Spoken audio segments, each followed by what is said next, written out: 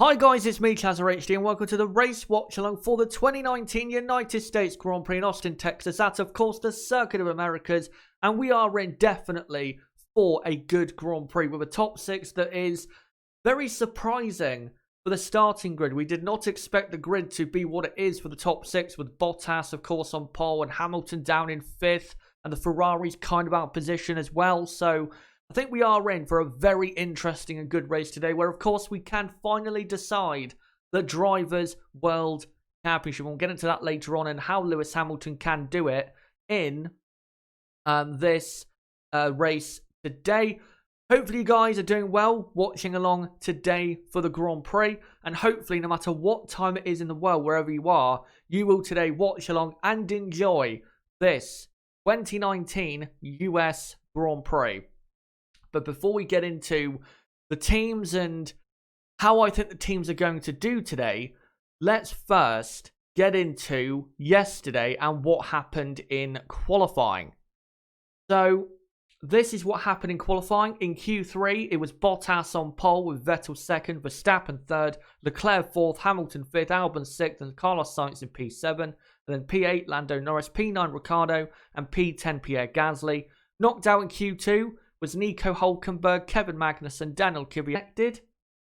Oh no, we've reconnected. Sorry about that. It's my OBS told me I disconnected for some reason. Don't know why that happened. Anyway, knocked down Q1 then was Giovinazzi, Raikkonen, Russell, Perez, and Kubica. By the way, guys, if you are watching along right now live, if the stream did go off, just refresh the stream and it should be working. I don't know why it did that, but there you go. But the starting grid is different from the results of the qualifying session that took place yesterday. So this is the starting grid for the Grand Prix. So Valtteri Bottas is on pole position. Second is Sebastian Vettel. Third is Max Verstappen. Fourth is Charles Leclerc. By the way, I know Bottas is on the inside on this graphic, but and I know, the inside of the grid here is second place, but I can't be bothered to change it every race for what the grid is like. So there you go. Bottas on pole, Vettel second, Verstappen third, and Charles Leclerc in P4. And then fifth and sixth, Hamilton and Albon, then Sainz and Norris on the fourth row for McLaren. And then after that, Ricciardo and Gasly, 9th and 10th, Hülkenberg and Magnussen. That's a very feisty row of the grid. And then Kvyat and Stroll, Grosjean and Giovinazzi for 13th, 14th, 15th, and 16th. And then Raikkonen and Russell are on the same row. Kubica will start at the back on the grid. Sergio Perez, it says they're 20th on the grid, but he will start from the pit lane. And also Sergio Perez has took on basically a completely new set of power unit parts. So he is fresh when it comes to power for this Grand Prix. But now, let's get into the teams and how I think they're going to do in this Grand Prix. By the way, guys, hopefully it's all working now. Don't know why it disconnected, but it was only brief. But let's now get into the teams and how I think they're going to do in this Grand Prix. So first off, Mercedes, who of course got pole position with Valtteri Bottas, and Lewis Hamilton is in fifth place. Now, Mercedes, in terms of the pace of the car, they should have the best car today.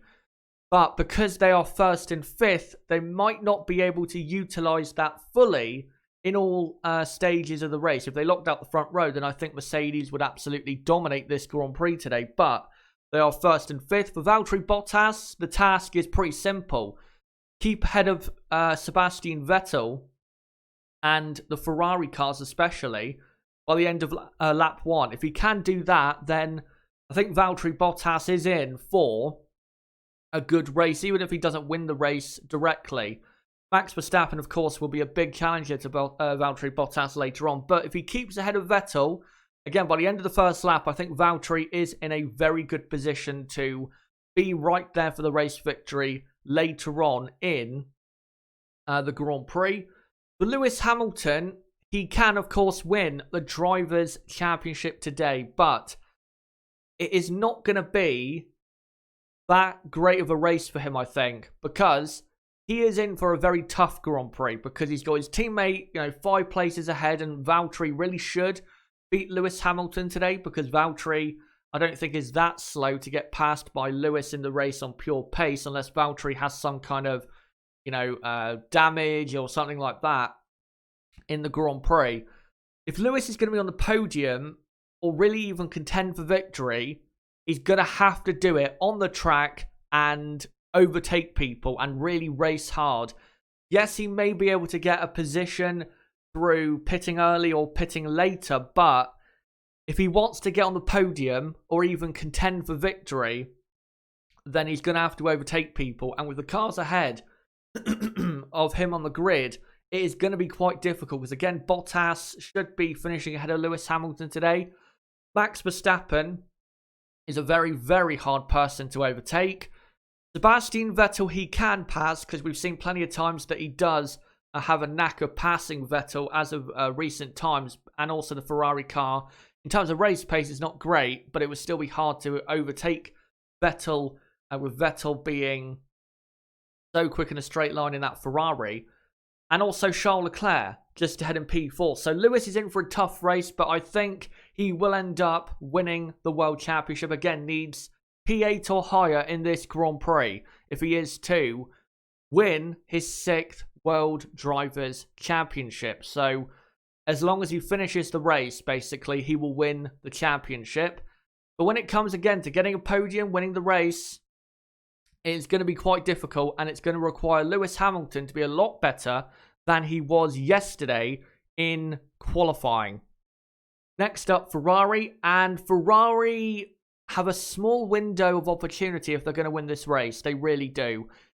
If they don't get into the lead by the end of the first lap, then I don't see how Ferrari win this race, because their race pace is definitely nowhere near as good as the Mercedes is around this track. If you look at the Friday pace, Mercedes were, in the race simulations, were clearly faster than Ferrari.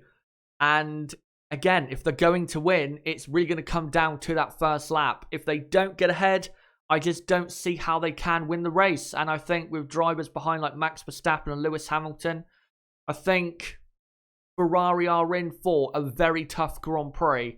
And it would take a monumental effort for them to win the race if they don't get ahead on that first lap. And that's what Sebastian Vettel has to do. Has to get ahead into turn 1 or even on the back straight on that first lap of the Grand Prix. Charles Leclerc, though, I think is in for a much more difficult Grand Prix, not only because he's starting P4 and the Ferrari car in terms of tyre wear, race pace is bad, but he has, after his oil leak in practice 3, he has an old power unit in that car and it is down on power.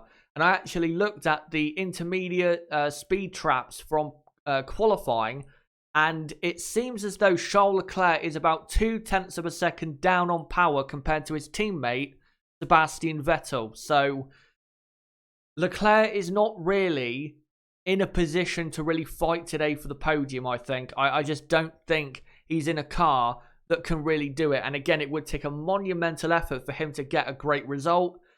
And for Ferrari, I think they can definitely get a podium, but race victory, I just don't see it for them. I know people have been saying, well, they've got Vettel in P2, when the last 2 years, P2 has got ahead of P1. I understand that, but if you compare it to, say, last year where Ferrari won the race from P2 on the grid, there were circumstances for that win that won't really be repeating itself in this Grand Prix. For example, Raikkonen was on the softer tyres at the start, and that gave him a couple, extra 100 meters up down to turn 1. And then in that season and really in that race, Ferrari did have a good car in the race. And that's something Ferrari have not had at all in 2019. So even if Ferrari do get the lead, I don't think that means they're absolutely going to win. It's still going to be very difficult, because then they've got 56 laps to try and hold back, Bottas, Hamilton, Verstappen, maybe Albon as well, if Albon is very quick. So yeah, I think Ferrari, their chances of victory today are not that great, to be honest. I think if they were going to win this race, they really had to get pole position, and they failed, of course, to do so. Next up, though, is Red Bull. Now, Max Verstappen is my favourite to win this race because in the last 2 years, he's came from the back of the grid to be right there, either on or near the podium at the end of the race. And I think because he's starting from third at a track he's so good at, surely Max Verstappen will be at the very least racing hard for the race win. And I think Max Verstappen, again, is the favourite to win because the Red Bull car over a race distance is a pretty good car to be in. And Max Verstappen is, of course, such a good driver. And I think after Mexico especially, where he really did have the pace to win that race, but, or, you know, win or get pole and win the race and have a dominant weekend. But, of course, with his own, I guess, immature actions at times, he didn't quite get the result he should have. And I think this race will act as revenge, I guess you could say, for Max Verstappen. And I think he will get revenge for what happened in Mexico in this race. Again, though, it still will be tough. It won't be easy for Max Verstappen because he'll have to pass Sebastian Vettel somehow. And passing that Ferrari in a straight line will be a marvellous achievement, I think, for the Honda mechanics if they can try and get the Red Bull overtaking a Ferrari in a straight line. But I think Max Verstappen in this race definitely is one to watch out for. He will be very, very strong in this Grand Prix. But before I go on to the midfield, guys, let me know right now in the live chat for the top teams, what do you expect from those teams? Do you think Mercedes will have the best car today? And do you think they will be, or are they the favourites for you to win the race? What do Ferrari also need to do to win? Do they need to get into the lead straight away? Or can they win even if they don't have the lead at the end of the first lap? Let me know how Ferrari you think can win the race today. And for Red Bull and Max Verstappen, simply, can they win the race? Let me know in the live chat. And before I come to live chat, just to let you guys know who are new to the channel, we do watch-alongs for practice to qualifying and the race for every F1 race weekend for the rest of 2019. And we will be as well for 2020. So, don't forget to subscribe for that. Bottom right of the screen, you can do it right there, or go to my homepage and do it there, and hit the notifications bell, and also hit the like button, because it does help the channel grow, and also shows me that you do enjoy the content on this channel. But as I'm sure you guys can hear, my throat is not in the best condition, so I'm going to have a quick drink, and then I'll read what you guys have to say in the chat for the next 5 or 6 minutes.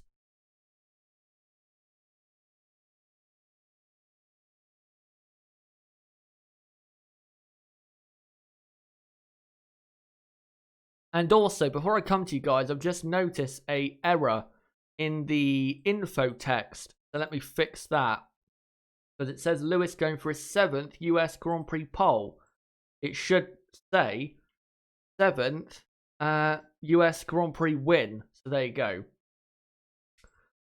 Let's see what you guys have to say in the chat. By the way, great to see 350 of you watching in the live chat. Great to see so many people here already in the stream. So, yeah, great to have you guys along.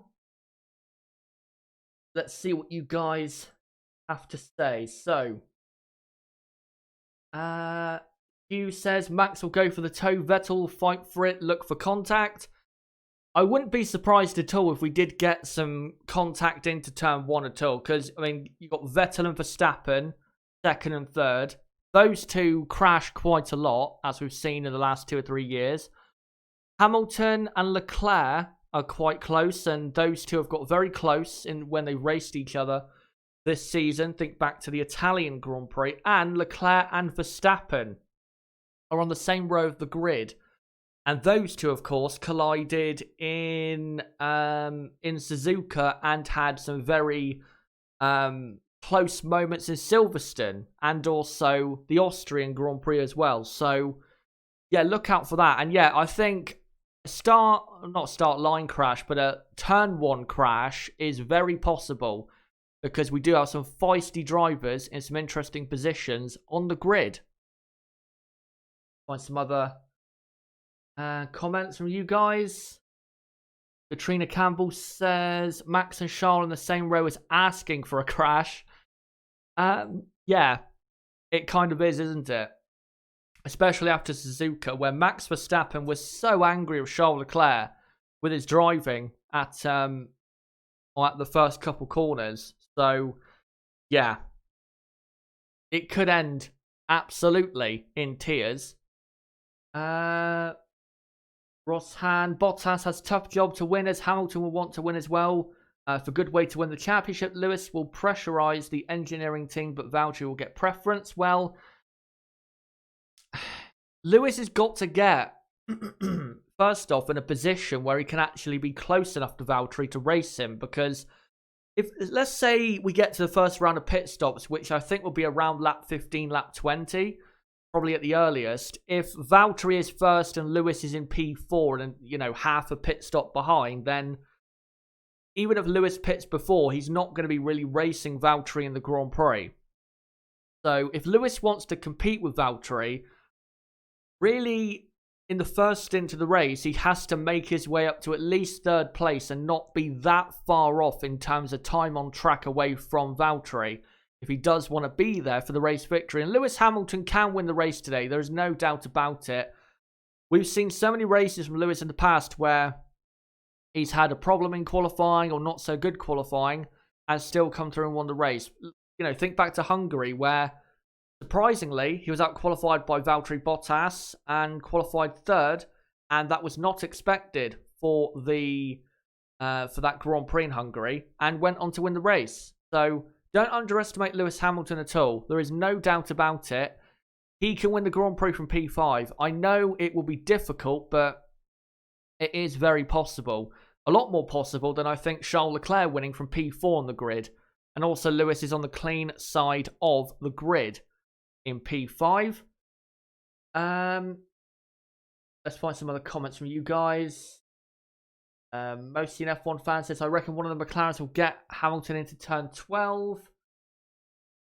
Let me just read the rest of that comment. They're very quick on the straights. Yeah, McLaren, to be honest, the Renault-powered cars are pretty quick on the straights now. And if you look at the speed traps and where the Renault and Honda-powered teams gain, Renault, I think, do have more power than Honda, but not that much more, and they're still not really that close to Mercedes or Ferrari. But as you say, if they can get a run on Hamilton, get within 2 or 3 tenths, then maybe it is possible. But I think McLaren know that they're not fighting, the top 5. I think McLaren with Carlos Sainz may be able to fight Alex Albon if Albon has a poor start, but I think really for McLaren, as we'll get onto in a moment, their fight is to maintain P7 and P8.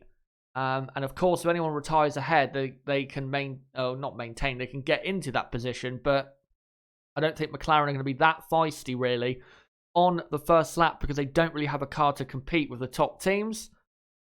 Let's find a couple more comments and then we'll get to the midfield. Maga88, can Haas score points? No, not at all. Not at all. Yeah, their car is still not that good. Kazim, Ferrari lack power in Austin. You know what? That's a good topic to end off with the top teams in this build up to the race. There has been, guys, an FIA technical directive which has clarified what you can do with the fuel flow with the cars or the engines, with the power units. And since that's been given, Ferrari, if you go and look at the speed traps of qualifying, Ferrari were not actually that quick on the straights.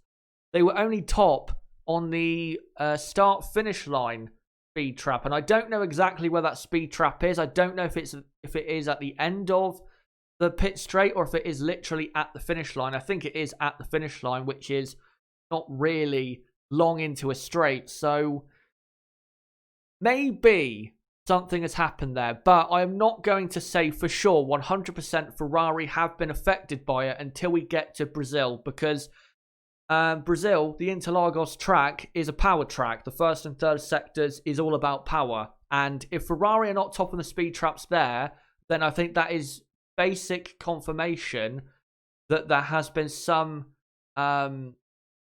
they've been affected somehow by that technical directive or technical clarification from the FIA. But I'm not going to say yet that that is the case, because we need to see more evidence, not just, this Grand Prix. And also, Charles Leclerc does have an old power unit in his car, so that's why he is down on power compared to the rest. So, yeah, let's wait till Brazil before we make a judgment, I guess, on that. But now, let's get into the midfield. And first off, Renault, Daniel Ricciardo, P9, and Nico Hülkenberg in P11. Now, I think Renault are in for a good race. They do have good race pace. They've had a good qualifying for once. And normally when Renault have a good qualifying, they do turn it into a good race. I can't remember that many times where they've had a good qualifying and then, completely gone down the drain, really, in the race. So I think Renault will be fine today. Daniel Ricciardo has good pace, and I think Daniel will be in there with Lando Norris and be nice and competitive, and I think we'll get a points finish. And I think Nico Hülkenberg will as well, because, again, the Renault is quick over a race distance, but he is the first man outside the top 10 to be able to start on whatever tyre he wants to, and that will be a very important thing today in the midfield battle. So, yeah, I think both Renaults will get points. It won't be a fantastic Grand Prix in terms of speed or points scored compared to, say, McLaren, but it will be, I think, their best race results since when, not Singapore, probably Monza. Won't be anywhere near as good as that, of course, but it will be a pretty good one for that team. Next up, McLaren, and yep, looking at the fourth row of the grid, Carlos Sainz P7, Lando Norris in P8. And as long as they get away fine and don't get involved in any collisions, I think McLaren should be fine. I know in Mexico they did struggle on the hard compound tyre once they pitted, and I think that tyre is the tyre that they are going to have to go to if they want to get to the end of the race in the best way possible. But I don't think we can absolutely say that that is a weakness of the McLaren, because I think it might just be track specific when it came to the Mexican Grand Prix. So I think today McLaren will be fine. They should finish with both cars at the front of the midfield pack. And again, if there's any retirements ahead, they can inherit those positions and go on to, again, further confirm fourth place in the Constructors' Championship. Next up, though, is Alpha, who have been absolutely terrible this weekend. Now, in qualifying, yeah, it was bad, but in the race, I think they will improve, but it's not going to be that big of an improvement. I think the only reason their result will improve is because Haas F1 will have bad tyre wear, as they normally do, and drop back behind the two Alphas. Other than that, I don't see how Alpha can race teams like Racing Point. Even though Sergio Perez is starting from the pit lane, I still think Perez will beat the two Alphas, because the Racing Point at this point of the season is a clearly faster car. It clearly is. I mean, if Lance Stroll is out qualifying you, then that is confirmation that your car is slower than, his car. And Stroll was comfortably ahead of the two Alphas in terms of lap time. So, yeah, Alpha do not have a good car. Don't expect them to finish in the points, because it's not really going to happen. I think the best they can get is a P13 or P14, similar, I think, to the Mexican Grand Prix a week ago. And yet for the home team, Haas F1, points are not on the board for them. Yeah, they do start P12 with Kevin Magnussen, and that's pretty good compared to the last race in Mexico, but we know what they're going to do in the race. They are going to probably start off well, but then they will drop off. They won't drop off as bad as they were earlier on the season, because they have actually in the last few races made a bit of progress when it comes to tyre wear, but they are still not good at it, and they are still poor compared to the other teams. So, Haas are not going to score points today. They don't have a quick enough car. And actually, as I'll get onto later, with my full-on predictions for this race, it's not going to be a great result for them at all. So I'll get onto that later on. Next up is Toro Rosso. Pierre Gasly starts P10, and that's a good result for him in qualifying, but considering he has to start on the soft compound tyre and everyone behind him will probably be on medium and hard compound tyres, he's not in that great of a position really going into the race. And I do fear for Gasly a bit because, again, similar to Mexico, those teams and cars outside the top 10, they're going to have really straight away, as soon as the race starts, they're going to have a better tyre and are going to have probably better speed in this Grand Prix than him. So if Gasly will finish in the points today, it's going to take a great drive for Gasly to do so, in my opinion. And for Daniel Kvyat, he starts in P13. Maybe he can replace Gasly in the top 10 by the end of the race, because of course he can start on whatever tyre he wants to. But Kvyat's speed has not been that great this weekend, which is a bit weird, because normally Daniel is pretty good here. He finished in the points here the last time he raced here in his last race for Toro Rosso in 2017.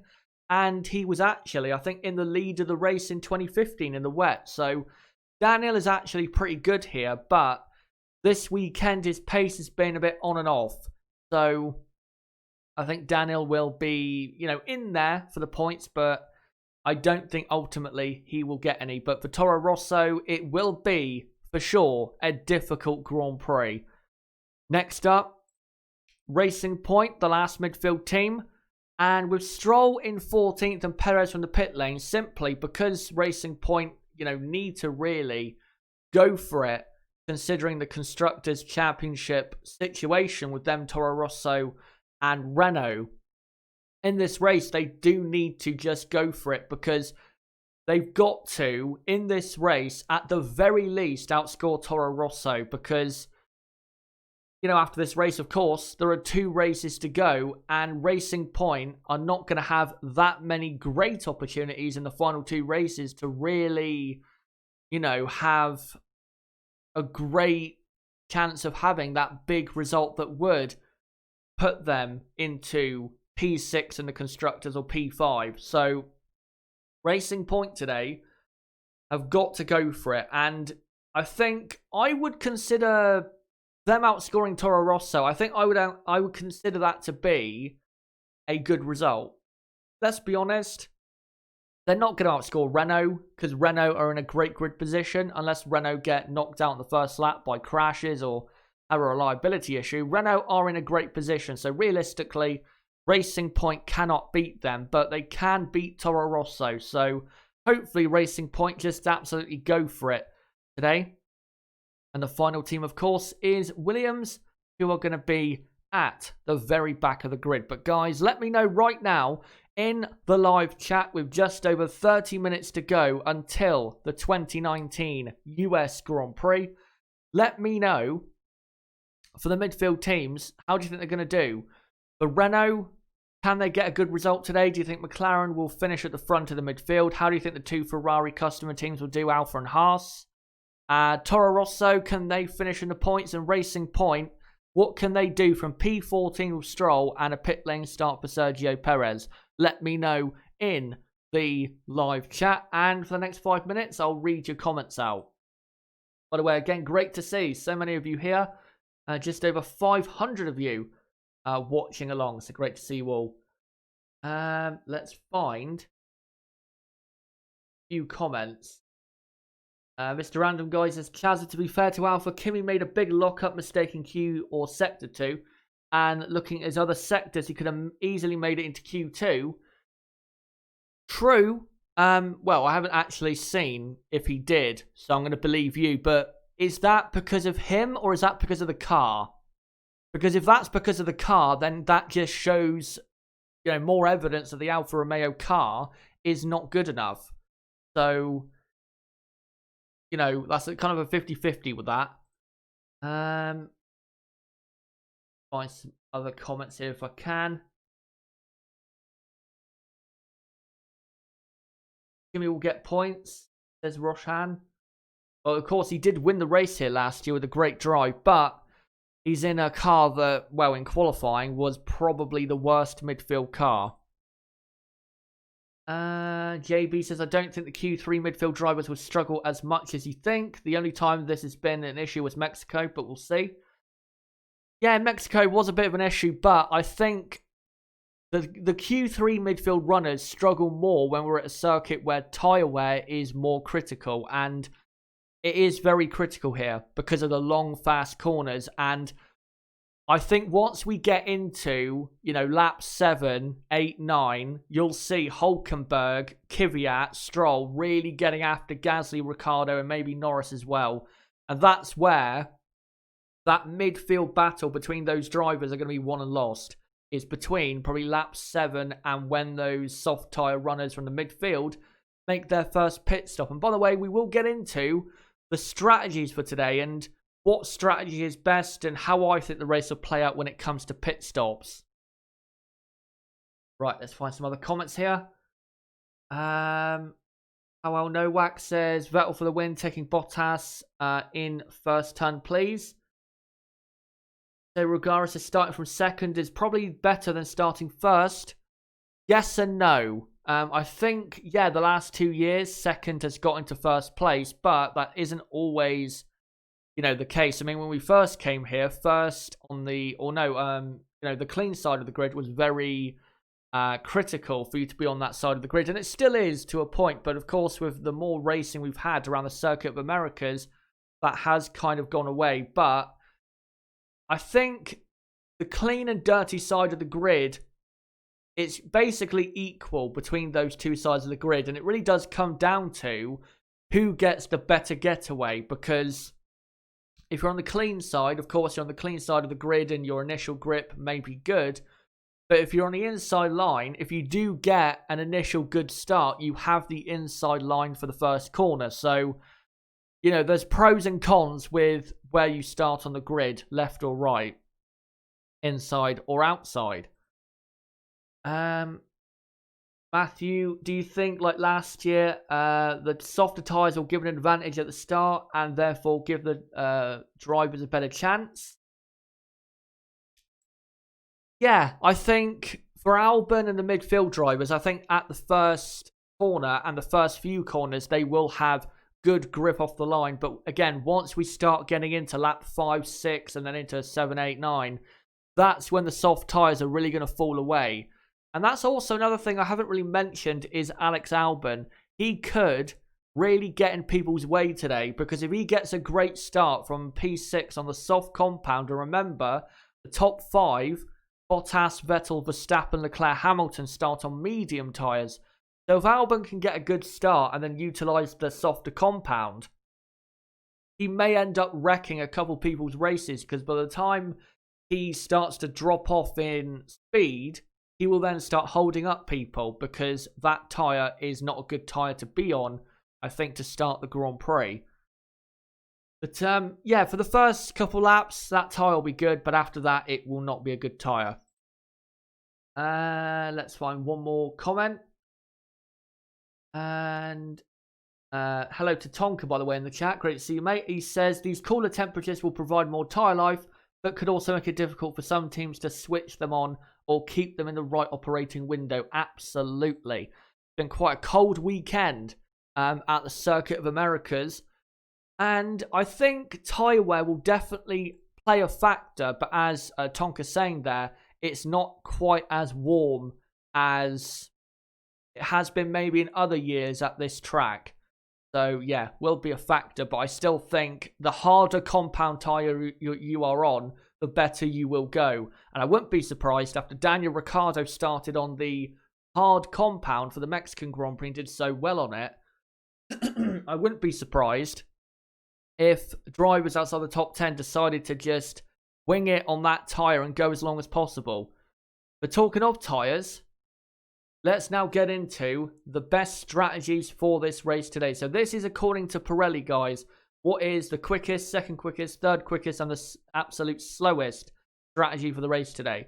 According to them, the quickest is to start on the soft compound, which is very interesting, and then go to about lap 22 or 25, and then pit for the medium. But then the second quickest, which I think actually will prove to be the best strategy for this race, will be to start on the medium and go to the hard compound later on. The third quickest is probably what the top midfield runners will do. Sainz and Norris, they'll go on the soft tyre. Of course, that's what they start on. They'll go to about lap 20 and then go on the hard compound for the end of the race. But a 2-stop is absolutely slower.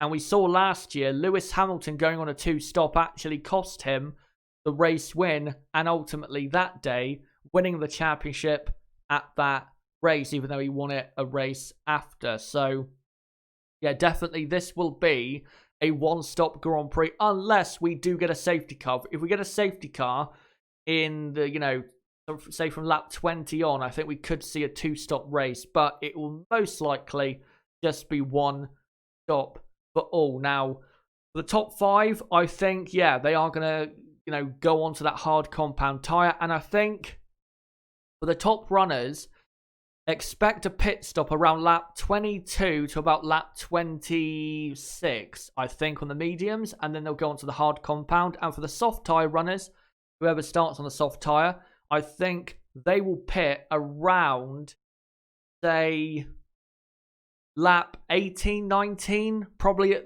the latest. And then if you're starting on the hard compound, I think you'll be going to about lap 32, lap 33, and then going on to the medium to end the Grand Prix. So those are the strategies for the race today and what you can expect when it comes to tyres and tyre life and who is going to be going on what strategy in this race today. But now, guys, it is time to get into my full race predictions for the 2019 US Grand Prix. For the next 20 minutes, guys, let me know in the live chat who is, in your opinion, going to win the race today, finishing second, third, fourth, fifth, and sixth. And if you want to do the full grid or the top 10, that's your choice, but at least give me your top 3 or 5 for this Grand Prix, and I will read out as many as I can before the race gets underway in just over 20 minutes' time. So let me now get into mine. So these are, by the way, guys, my full-on race prediction. I've gone for a top 10, my non-point scorers, and also I've gone for retirement. So if you want to let me know about who you think will retire from the race, then you can also go ahead and do that as well. So, this is my predicted race for the 2019 US Grand Prix. In my opinion, the top 10 will be Max Verstappen winning the Grand Prix. Lewis Hamilton will finish in second, with Charles Leclerc in third place. Yes, I am going for that top 3. I think we are in for a very topsy-turvy and very exciting race today. Valtteri Bottas, I think, will finish in P4. Yes, his qualifying went well, but I think over the course of the race, he will drop back. P5 is Sebastian Vettel. And then at the front of the midfield in the top 10, from 6th down to 10th place, I think will be Carlos Sainz in 6th place, Nico Hülkenberg in 7th, Daniel Ricciardo 8th, Lando Norris in 9th, and in 10th place is going to be, I think, Sergio Perez. And then in the non-points will be Stroll, Kvyat, Raikkonen, Giovinazzi, Gasly, Russell, Kubica. And your retirements are going to be Albon, Grosjean, and Kevin Magnussen. That's what I think is going to happen. I know it is very crazy, those predictions, but I think we are in for a bit of a crazy Grand Prix today. But guys, for the next 20 minutes, let me know who you think will finish in the top 10. And also let me know if you think, or who you think, rather, the retirements will be. Let me know in the live chat. Now, unfortunately, Nib, who I'd normally go to right now to get his prediction for the race, unfortunately, he is not around today because it is, 5 or 6 a.m. currently in Melbourne, Australia, and he has an exam in 2 or 3 hours' time, and he has to be, waking up for that, and he has to be ready for that, and he obviously, that is more important of a thing than doing this stream. So, unfortunately, he's not on today. He will be on the podcast, though, at 12 p.m. UK time on Tuesday, where basically we'll just review the race from his perspective. But I think we can all agree that we all wish Nib good luck in his exam, and hopefully he does do well. But before I come to you guys, I'm going to have another quick drink of my water, and then I'll read out all your predictions for this Grand Prix.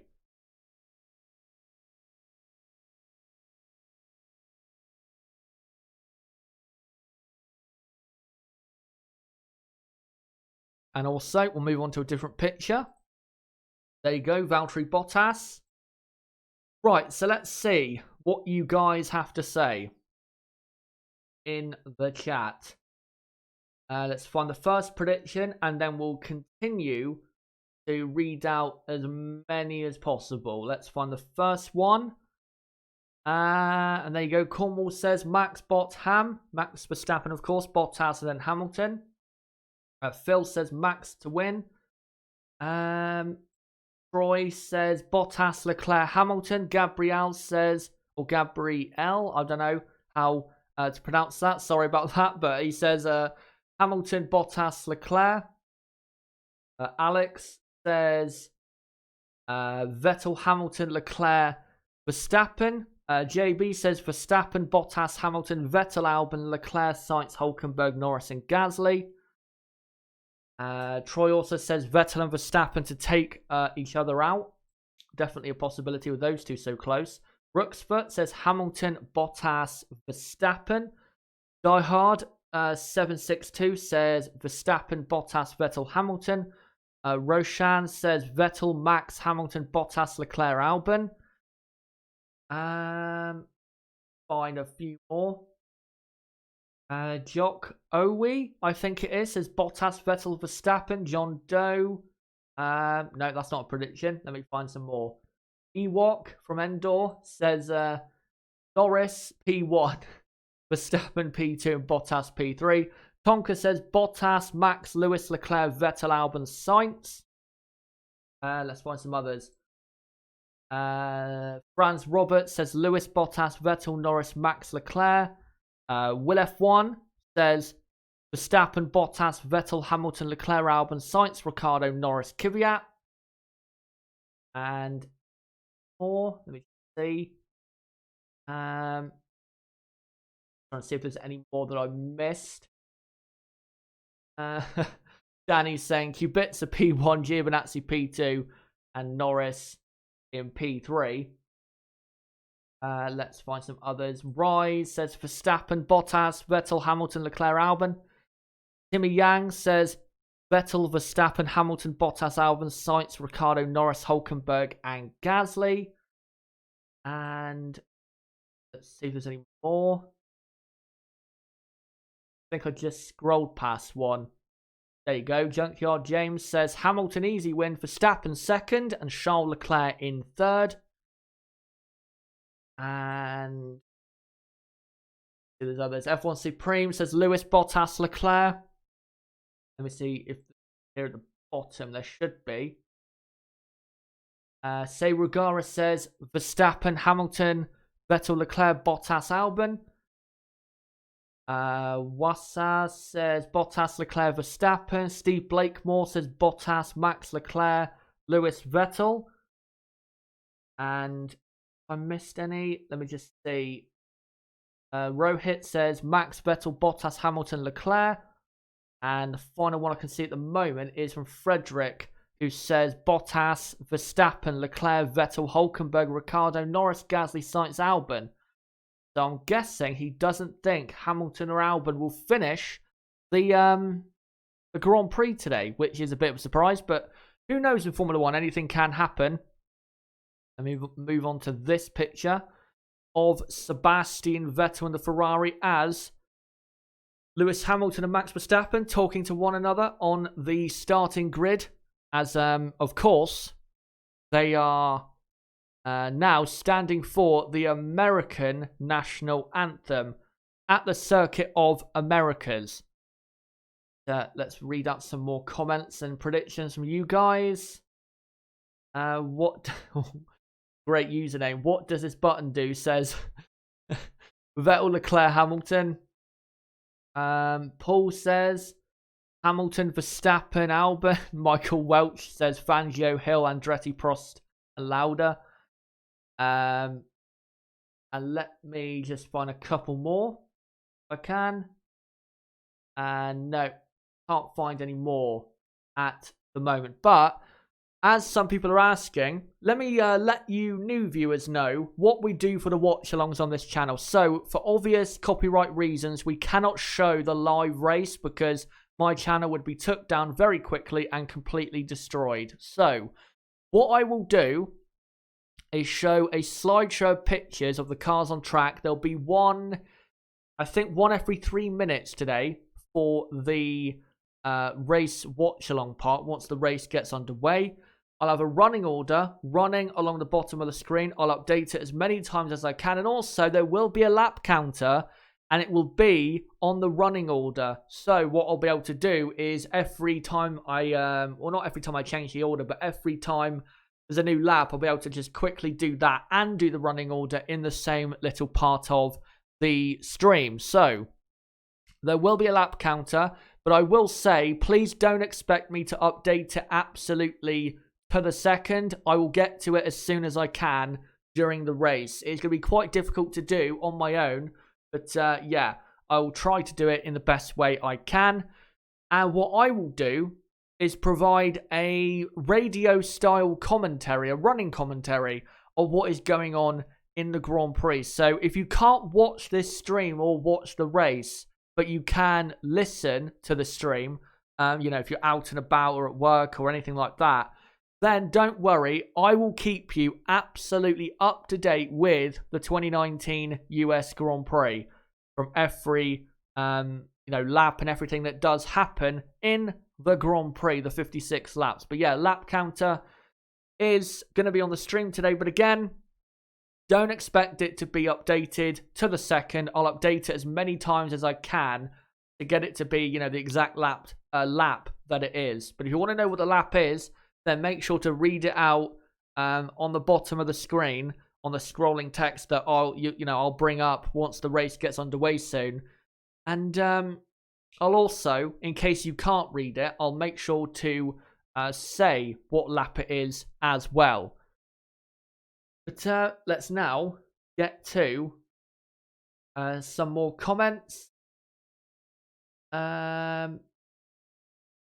Timo Mackie says it might help it to put on your screen until the race, which will not be broadcast live, might avoid repetitive questions. True, but I think you know, if surely people on this website don't expect me to be showing the race live. I mean, come on, that's not going to happen, and I'm not advertising that at all. So, yeah, I think it's pretty obvious what a watch along is. And I think most people get it, so I don't think it's you know, really necessary. But there you go. Let's find some other predictions or comments from you guys. And let's just see some other comments. By the way, goodbye to JB, who's going to go enjoy the race. Hopefully you do. And let's find some other comments here if we can. You guys, see if there's any I've missed. Danny says the top 3 teams are too close to have a good prediction today, and that will be a very good race, one of the best of the season. Yeah, and that is a good thing, by the way, is that the top 6 is, you know, muddled around. There's not, you know, a Ferrari front row, Mercedes second row, Red Bull third row, which honestly is what I thought qualifying would be. I thought it would be very, you know, by formation flying, I guess, at the front of the field. But yeah, to have a Mercedes on pole with a Ferrari next to it, and then a Red Bull and Ferrari on the second, and a Mercedes and Red Bull on the third row, it does make for a very interesting grid, and it will make for an interesting race, because I don't think the order of qualifying is necessarily who is going to be quickest today. I think Hamilton definitely will come through. I think Verstappen is definitely faster than third, and I think the Ferraris are not as quick as their grid position or pace in qualifying probably does suggest. So, yeah, I think we'll see definitely a good race today. And also, I know I said that in Mexico we were in for a good race, and I think we were if Verstappen had not got caught up on the first lap with Hamilton and then had a puncture. I think we were in for a good race, but I think today, because the track is a lot better for racing, which it is a lot better for racing because it's a lot faster of a track where you can get more of a slipstream through the corners and in, through the track. I think we are definitely in for a better race than what we got in Mexico. No doubt about that whatsoever in my mind. But we are now less than 10 minutes away from lights out. Let's see what you guys have to say. Tony Montoya has a prediction. He says Max to win from Sebastian Vettel second and Alex Albon in third place. Die Hard says first corner is the most important for Hamilton. Yeah, it is. Not only, though, for getting up the field, but also to keep himself out of trouble. Because let's say Lewis Hamilton doesn't have that good of an initial getaway and gets a poor start. All of the rest of the top 10 behind him is on that softer, grippier compound, which will give you good grip down to turn 1. So if Hamilton gets a good start, he still needs to be cautious, but also try and make his way up the field if he is to try and get on the podium today. But if he does get a poor start, he's got to be careful that he doesn't get knocked out on the first lap. Because remember, guys, if Lewis does retire from the race and Valtteri wins the race, then the championship does go now to Brazil. So he's got to be careful that he doesn't get involved in any shenanigans, I guess, on the first corner, on the first lap, if he does get a poor start, as all the cars now are getting ready with their drivers getting into the car. And let's read out some more comments from you guys and also cut to one final picture. There you go, of the Red Bull and Max Verstappen, a man who I think is, again, the favourite to win today. If he can finish second in last year's race from 15th on the grid, then surely he will be very close to winning today, if not winning the race. That's my thinking really behind it. And also the Red Bull car was very quick in qualifying. And we know it's always quicker in the race. Right, let's find some other comments here. Tony Montoya says some last minute fix on a Red Bull car that might change the story on the first corner. I haven't seen anything about that, but hopefully for the team's sake, it's not Max's car, because they're going to win. It's going to be Max Verstappen, let's be honest. Albon is not really in a position to compete today for the race win or even a podium, again, because of the tyre he starts on and his general speed around a track that he hasn't raced at before. Let's find some other comments here if we can. Marco, does Seb have a chance on the main straight? Depends what straight you're talking about. If you're talking about the back straight, then yeah. If Sebastian is, say, within half a second as they enter the back straight, then he can pass Bottas into turn 12. No doubt about it, because the Ferrari will get that slipstream and it is still pretty powerful. So, yeah, I think if a Ferrari does get within, again, half a second of a car ahead, it should be overtaking that car, or at least forcing that car to go very defensive to keep its position.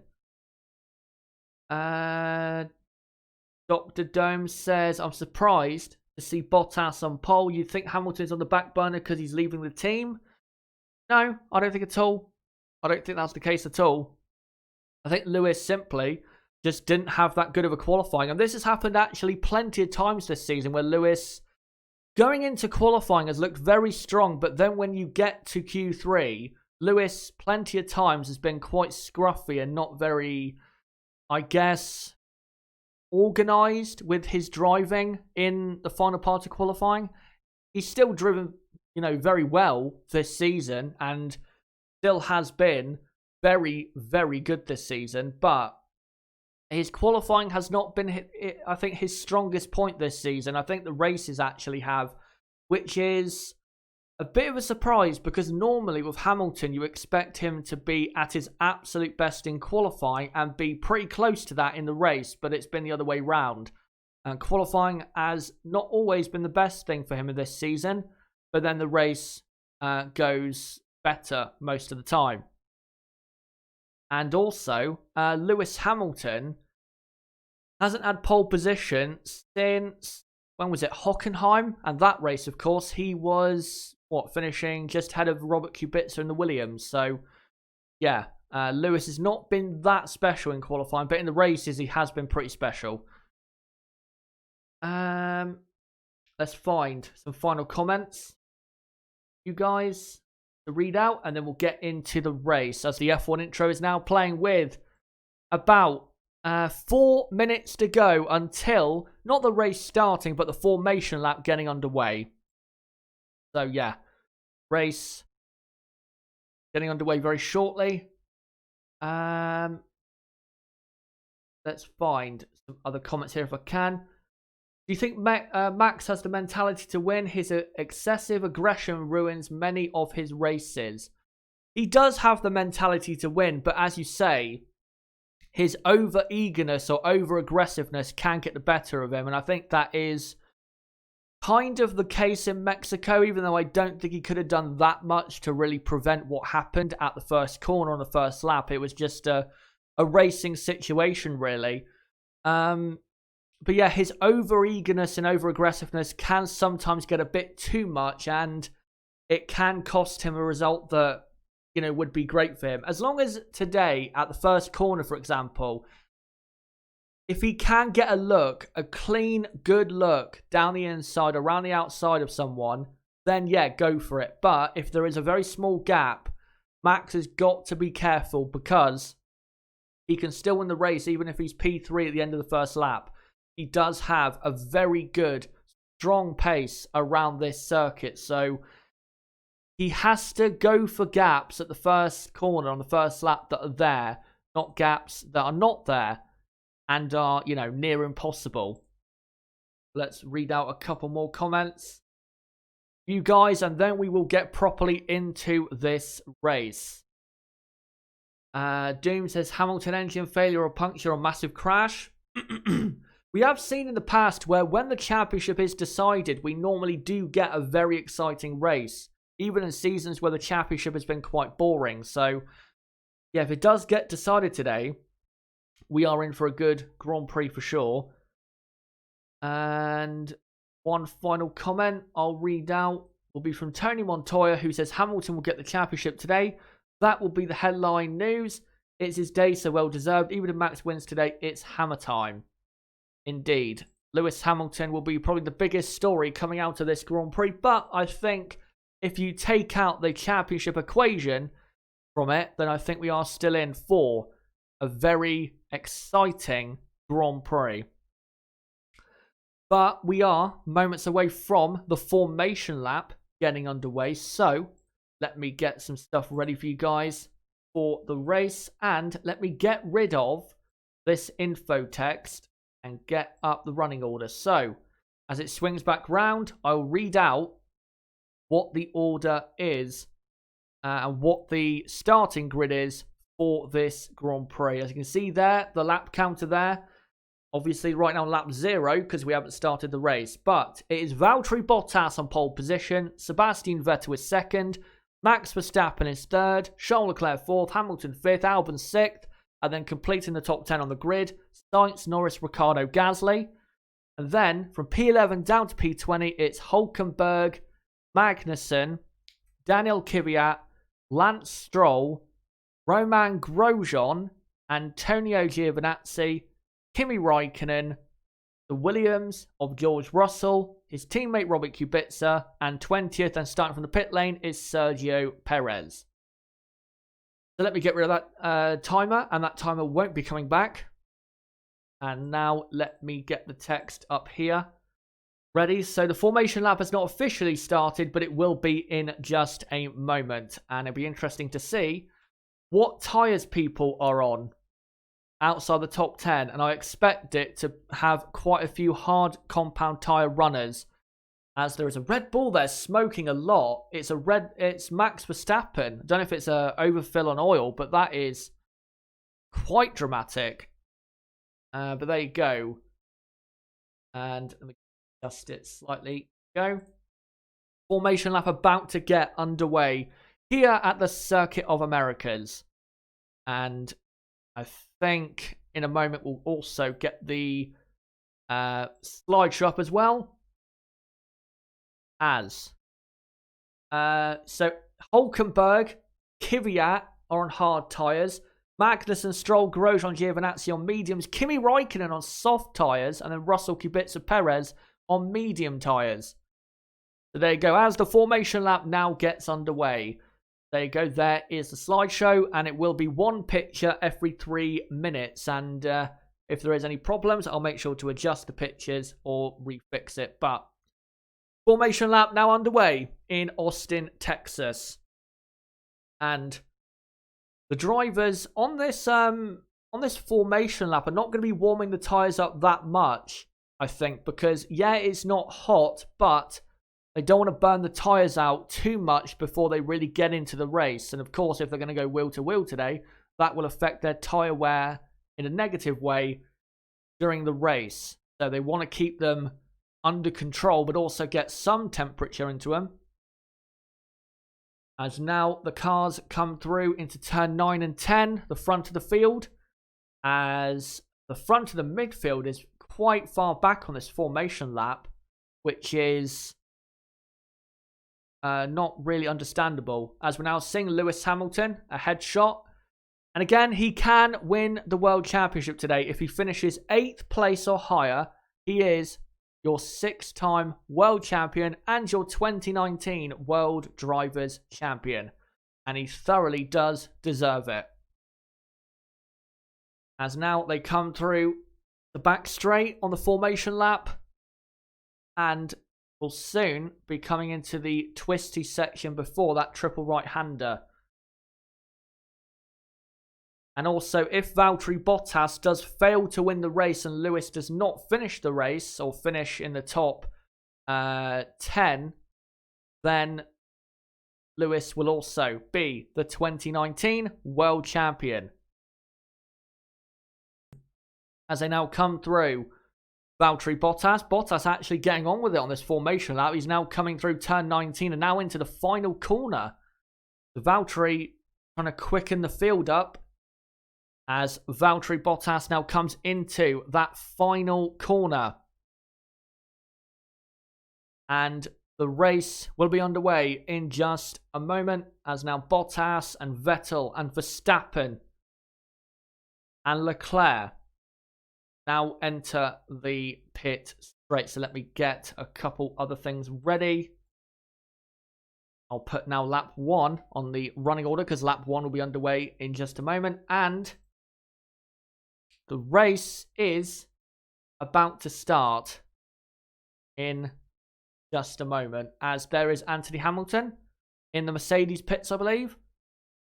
And the race hasn't officially started yet, but it is literally about to. So, will Lewis Hamilton win the 2019 World Championship today?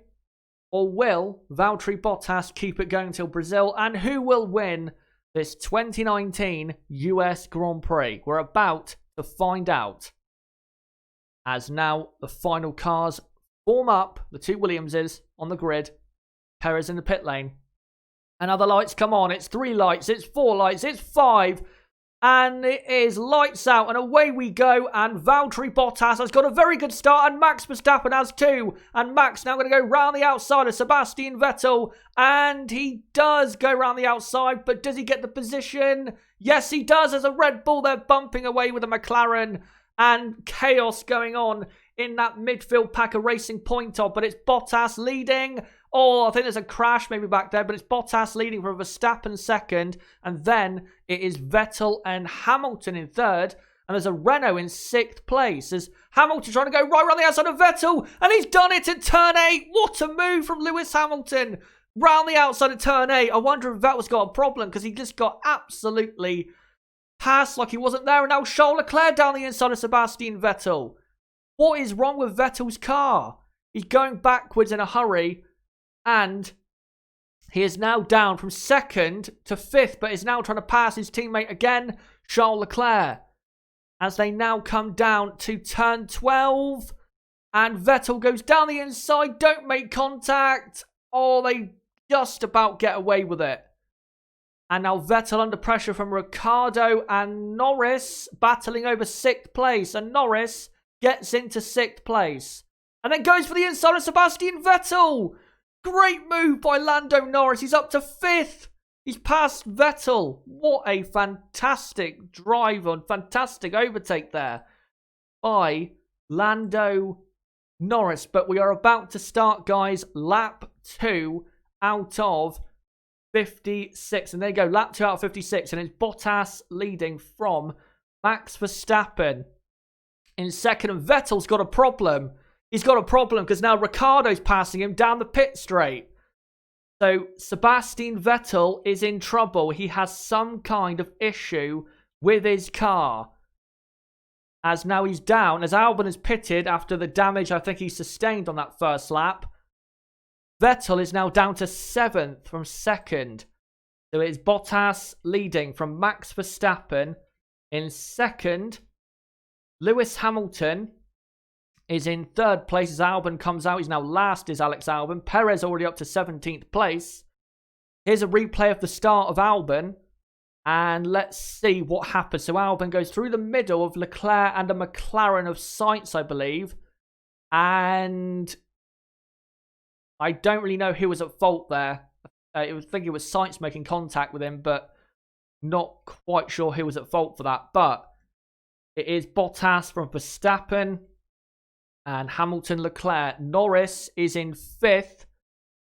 Ricciardo is 6th. As Sebastian Vettel is at the moment under pressure from a Toro Rosso in Pierre Gasly and the McLaren of Carlos Sainz. This is not something we were expecting at all, was it? So Sebastian Vettel down in 7th, and I don't know why he is struggling so much. As Valtteri leading by about a second from Max Verstappen. As we now go on to lap 3, as Valtteri Bottas does, or now Lewis Hamilton does, a new fastest lap for this Grand Prix. I'll read out the time in just a moment. But yeah, Vettel is in 7th place. And then it is, as Hamilton does a 1:41.0. Pierre Gasly is in 8th place. 9th is Carlos Sainz. And 10th is actually Kevin Magnussen. So good start for him. And Kimi Räikkönen on that soft compound, as the DRS is now enabled, Kimi Räikkönen is in 11th place in the Alfa Romeo. What a start for Kimi Räikkönen. So that's the top 10. And then, yeah, Räikkönen is in 11th place as the car was running wide there, I think, of Daniel Ricciardo at turn 9. As Ricciardo is actually not that far behind Lando Norris and Vettel. I don't know if Sebastian is speeding up or not, but he's not really going anywhere at the moment. He's about 2nd behind Ricciardo. There's Räikkönen in P11. And then, under investigation, by the way, Sainz and Albon. Ricciardo, will he go for a move on Norris? No, he won't at turn 12. And then, as Perez has just passed his teammate, Hülkenberg is in P12 there. And Ricciardo all over the back of Lando Norris for P5. This is vital points for both teams, as Romain Grosjean is in 13th, as we are about to begin lap number 4. And there you go, lap 4 out of 56. And Valtteri Bottas does a new fastest lap of 1:40.9. Valtteri getting on with it at the front. He's now 1.3 seconds clear of Max Verstappen, who is in 2nd place. As Ricciardo now has DRS on Lando Norris and can go for a move if he wants to. Kvyat is in 15th and then, or 14th, and then it's Giovinazzi in 15th, and then Stroll and Perez. Here is a replay of the start. And Max Verstappen simply just drove around Sebastian Vettel and tried to go around the outside of Bottas, but Valtteri closing the door nicely there. Just trying to see. So Albon was stuck between 2 cars and then went into Sainz. I don't think there was really anything the drivers could have done about that. And here we go. Carlos Sainz goes round the outside of Albon and Leclerc.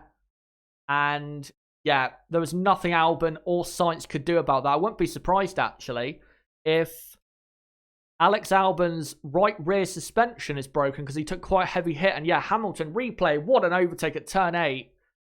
That is brilliant. I know Vettel has some kind of issue, but that is still a brave move around the outside when you've got a world championship on the line.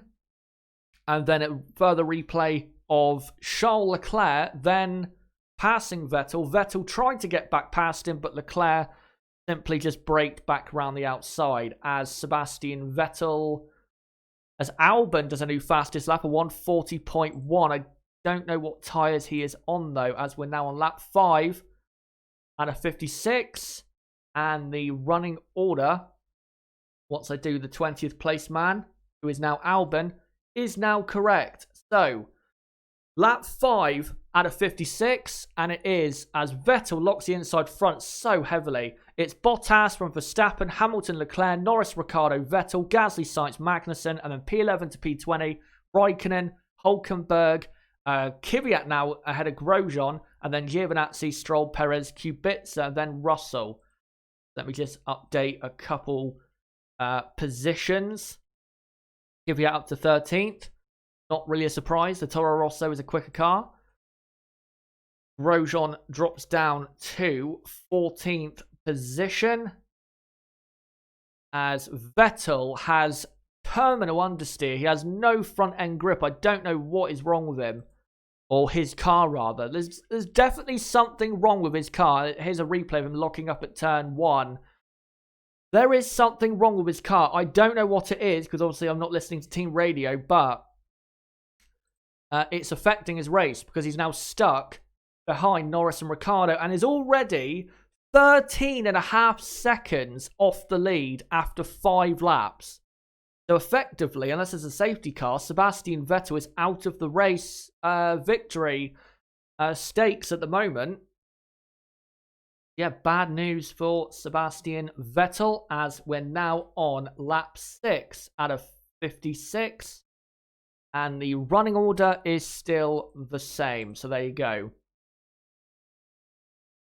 And now, the real fight at the moment that we're looking at on the TV is Norris, Ricciardo, and Vettel battling over 5th place at the moment.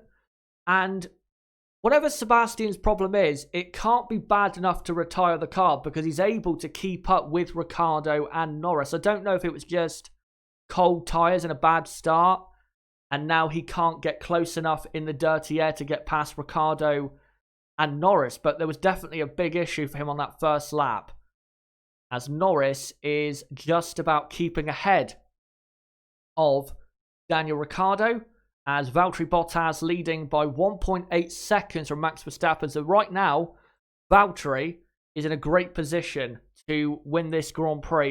He's got the speed so far. As now on board, we are on the TV with Sebastian Vettel, and he's not really closing in on Norris or Ricciardo. So until the pit stop phase, Sebastian, unless he can, really speed up, is going to be stuck behind these two cars until the pit stops. And by that time, he will be about a pit stop behind the leaders. By the way, just to show you how bad the race pace of the Ferrari is, Charles Leclerc, as we're now on lap 7, Charles Leclerc is 9 seconds off the lead after 7 laps. So they're losing Ferrari at the very least 1 second per lap to the leaders. And even to second and third place is Charles Leclerc. So Ferrari have no pace whatsoever and are basically, unless a safety car saves them, Ferrari are done really in this race. They've got no speed at all. And Leclerc, of course, is on that old power unit of his. So he's not going to be in a great position later on in the race. But Russell, by the way, has just passed Robert Kubica. So Russell is up to 18th position, ahead of his teammate. And the Williamses are not doing too bad, but obviously they are the slowest at the back of the grid. As Valtteri now breaks down for turn 12 and, yep, comfortably leading at the moment. is the fin of Valtteri Bottas. And he is looking very comfortable. Max Verstappen is still there, but he's looking comfortable. Max doesn't look as though he's really got the pace at the moment. And actually, Lewis Hamilton is closer to, as Albon has just had a lap time deleted for going off the track. Apparently, by the way, when you go off the track at turn 19, in the race, you'll get 3 warnings and then a black and white flag. Really, it should be 3 warnings and a penalty, but there you go. As Valtteri Bottas now starts lap 8 out of 56. And still, him leading from Verstappen second, Hamilton third, and Leclerc all the time dropping back. And Leclerc even is not that far ahead of Norris and Ricciardo. So yeah, Ferrari not quick at all. The pace is quite poor. Will Ricciardo go for a move into turn 1? No, he will not. As also, we've got a bit of a train forming behind Kevin Magnussen for 10th. Behind Magnussen, all in DRS, is Raikkonen, Hülkenberg, and Daniel Kvyat. So, as expected, Haas have no race pace, as Sebastian Vettel still stuck behind Norris and Ricciardo. And if it was just cold tyres and a bad start at the start of the race for Sebastian, then I think this just further... Sebastian Vettel is out! He's had a rear suspension failure, a rear tyre failure. He's out, surely. Sebastian Vettel, and is that a rear tyre failure? No, that's a rear suspension failure on Sebastian Vettel's car. His rear suspension, I think, has collapsed. And he is out of the 2019 US Grand Prix. That is, and he now stops on the side of the pit straight, hopefully next to a gap in the wall, and he does. That. And there's now a yellow flag in Sector 2. Will there be a virtual safety car or safety car? That was a very important thing in last year's race, but Sebastian Vettel, after starting in P2, dropped down to 7th and is now out of the race. And he had it in the worst part possible through turn 9 and 10. Did he get it over the... Yeah, he did. He got it on the exit curb of turn 9, I think. So the curb broke his suspension. The little rumble strips. Yeah, that's what broke his car then. So that is why he is now out of this Grand Prix. So let me now, as I now push Sebastian's car back behind the wall, let's now update the order with Sebastian Vettel out of the race. So Pierre Gasly inherits P7, looking good for Toro Rosso. Carlos Sainz is P8. Kimi Raikkonen has just passed Kevin Magnussen somewhere and is now into 9th place is Raikkonen. That puts Magnussen down to 10th. Hülkenberg is up to P11. As here's a replay of Ricciardo. Ricciardo has overtook Lando Norris down the inside at turn 12. So Daniel Ricciardo up to 5th. I'll update that in a moment. So Ricciardo up to 5th, and you have to say that was a move that was coming. Ricciardo has been so far in this Grand Prix as Hülkenberg now passes Magnussen. Ricciardo has been the quicker driver so far in this race and has been held up a bit behind the McLaren of Lando Norris. So Ricciardo is in 5th. 5th for Daniel Ricciardo. Who would have thought that? And given that Albon is at the back of the grid, I think Ricciardo can finish there. As we are now on lap 10 out of 56. And Valtteri Bottas is leading by about 2 seconds from Max Verstappen. Hamilton is very close to getting in the DRS zone of Max Verstappen. So Raikkonen is 9th, but Hülkenberg is now in 10th place. Magnussen is P11, not anymore, as Daniel Kvyat on the hard compound tyres makes his way up to P11. So Daniel looking good. Toro Rosso looking good. Magnussen tries to hold it around the outside. And Kvyat just about gets through. So good racing there, but Kvyat is up to P11. Now in the Grand Prix, And Kevin Magnussen, since Vettel's retirement a couple laps ago, has gone from, 9th down to 12th. And again, the Haas has no pace, as we thought it would. And his teammate, Romain Grosjean, is a few seconds behind in 13th place. By the way, Lance Stroll has just pitted, which is surprising because he started on the medium compound tyre. So, I'm not quite sure why he's done that, but there you go. As now we're on lap 11. As Max Verstappen is continuously losing about a couple tenths a lap now to Valtteri Bottas in the lead. So Giovinazzi is in 14th. His teammate, though, Raikkonen, driving very well on that soft compound. Sergio Perez is in very wobbly left front tyre there for Max Verstappen. Sergio Perez looking good so far. He's in 15th place. And then Alex Albon has, after his pit stop, is in 16th. George Russell is in 17th for Williams. 18th is teammate Robert Kubica. And then in 19th, having just pitted, is Lance Stroll, who is currently at the back of the grid out of all the runners that are currently still running, as we're now looking at Perez behind Antonio Giovinazzi for 14th place. Rare to see the midfield on TV, but there you go. And your only retirement so far, the Ferrari driver of Sebastian Vettel. Another race for Ferrari has ended in complete disaster and a complete catastrophe. But then again, it is Ferrari. It's just the way it works for them. As Perez goes down the inside of Antonio Giovinazzi at turn 11 onto the back straight. But will he keep ahead of Giovinazzi? Antonio gets back in the slipstream. He'll go to the outside line down to turn 12. But Perez keeps the position. So Perez up to 14th. Perez looking pretty good. Started from the pit lane and he's into 14th place. And his pace is actually quite strong. So Perez in 14th. And I might as well put Albon in 15th because Albon will pass Antonio Giovinazzi very quickly. And now we are on lap number 12. And Bottas now 2.6 ahead of Max Verstappen. Verstappen is struggling and now Hamilton is within DRS of him. So Max Verstappen struggling. And yet, further replay of Vettel.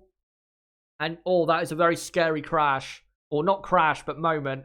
Broke his rear suspension over the rumble strip on the turn 9 curb. And his car was in the air going down to turn 10. That was a very scary incident.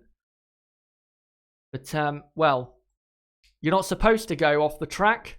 So I guess that's what they're there for. But I'm not sure they're there to rip suspensions apart. So Vettel out of the race. As Albon about to pass Antonio Giovinazzi in a moment. And here we go then on the TV. Lewis Hamilton is now right behind Max Verstappen. They're only separated by 0.7 of a second as Max is struggling. Compared to Bottas, Bottas has a 3-second lead to Max. So Max is struggling on these tyres. Will they pit earlier, I reckon? Might have to do that if he is struggling that much. As Albon now finally does pass Antonio Giovinazzi. And also, I've just seen that Lance Stroll is getting his way back up the field. Now into, as we are on lap 13.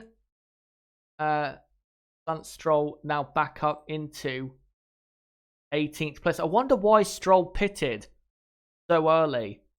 Because, I mean, he started on the medium and he should be going to lap 23, 24. And he's already pitted and we're on lap 13. So, a bit weird, but there you go. They must have a reason. As Lewis Hamilton now about 0.8 of a second behind Max Verstappen. By the way, if you are a Ferrari fan and you want some updates on Charles Leclerc, yeah, no speed whatsoever is all I can say. Charles Leclerc is 11 seconds behind the battle for second and is about 14 seconds off the lead. So he's losing a second a lap to the leader. And this is not going well at all. And he's actually closer to Ricciardo behind than he is to Verstappen and Hamilton ahead. So yeah, this is not good at all. And Ferrari at the moment are heading for, at best, P4. Unless one of these front three has an issue. As Hamilton continues to close on Max Verstappen. And through this long right-hander, of course, you're not going to make a move through there unless you're already side by side going into there. Perez now passes Romain Grosjean. So Perez continues to make progress as Max Verstappen pits very early pit stop on end of lap 13 into 14 and puts on the hard compound tyre. So there you go. And Lewis Hamilton now, if he wants to get P2, if they're going to pit the next lap, he has got to give it absolutely everything he has on this lap if he wants to get ahead of Max Verstappen on the overcut. But Lewis Hamilton, for now, is into second place, but hasn't pitted yet. But Max Verstappen has dropped into fourth place. Charles Leclerc is third, but Leclerc also hasn't pitted. And Max is about 7.5 seconds behind Leclerc, who is dropping off like a stone. So Verstappen, again, very early pit stop, you have to say, considering that the soft tyre runners are still running around on track. So Red Bull clearly struggling with tyre wear, as not only has Sergio Perez passed Romain Grosjean, but so has Alexander Albon. So Grosjean down to 15th, and the Haas's are dropping through the field. As Valtteri Bottas has a just about 4 second lead over Lewis Hamilton. Fantastic race so far, as here comes the Mercedes boys in the pit lane. But who are they going to pit? They're going to pit Valtteri Bottas, which is a bit of a strange decision. I thought leaving him out another lap would have been fine as Lewis Hamilton continues on. And here comes Valtteri Bottas and puts on the hard compound. And that was an okay enough pit stop. He will come out, Valtteri, I think, behind Charles Leclerc, because Charles Leclerc is not quite a pit stop behind. Actually, no, Leclerc will come out ahead. Just about, as we're now on, just update it, lap 15 out of 56. And it's Hamilton now in the lead. And Valtteri Bottas only just coming out ahead of Max Verstappen. So Max put in some kind of outlap in that Red Bull. And Valtteri, well, he had to hit the pit stop then. So great pit work by Mercedes. But then, what are they going to do with Lewis Hamilton then? Because, well, Lewis is definitely going to be behind Max, the driver he was trying to get ahead of earlier on. So surely they're going to run Lewis Hamilton a bit longer. And if Lewis can go another 5 laps at least, I think Lewis is looking good here. Once he gets onto those fresher tyres to attack Max Verstappen later on in the Grand Prix.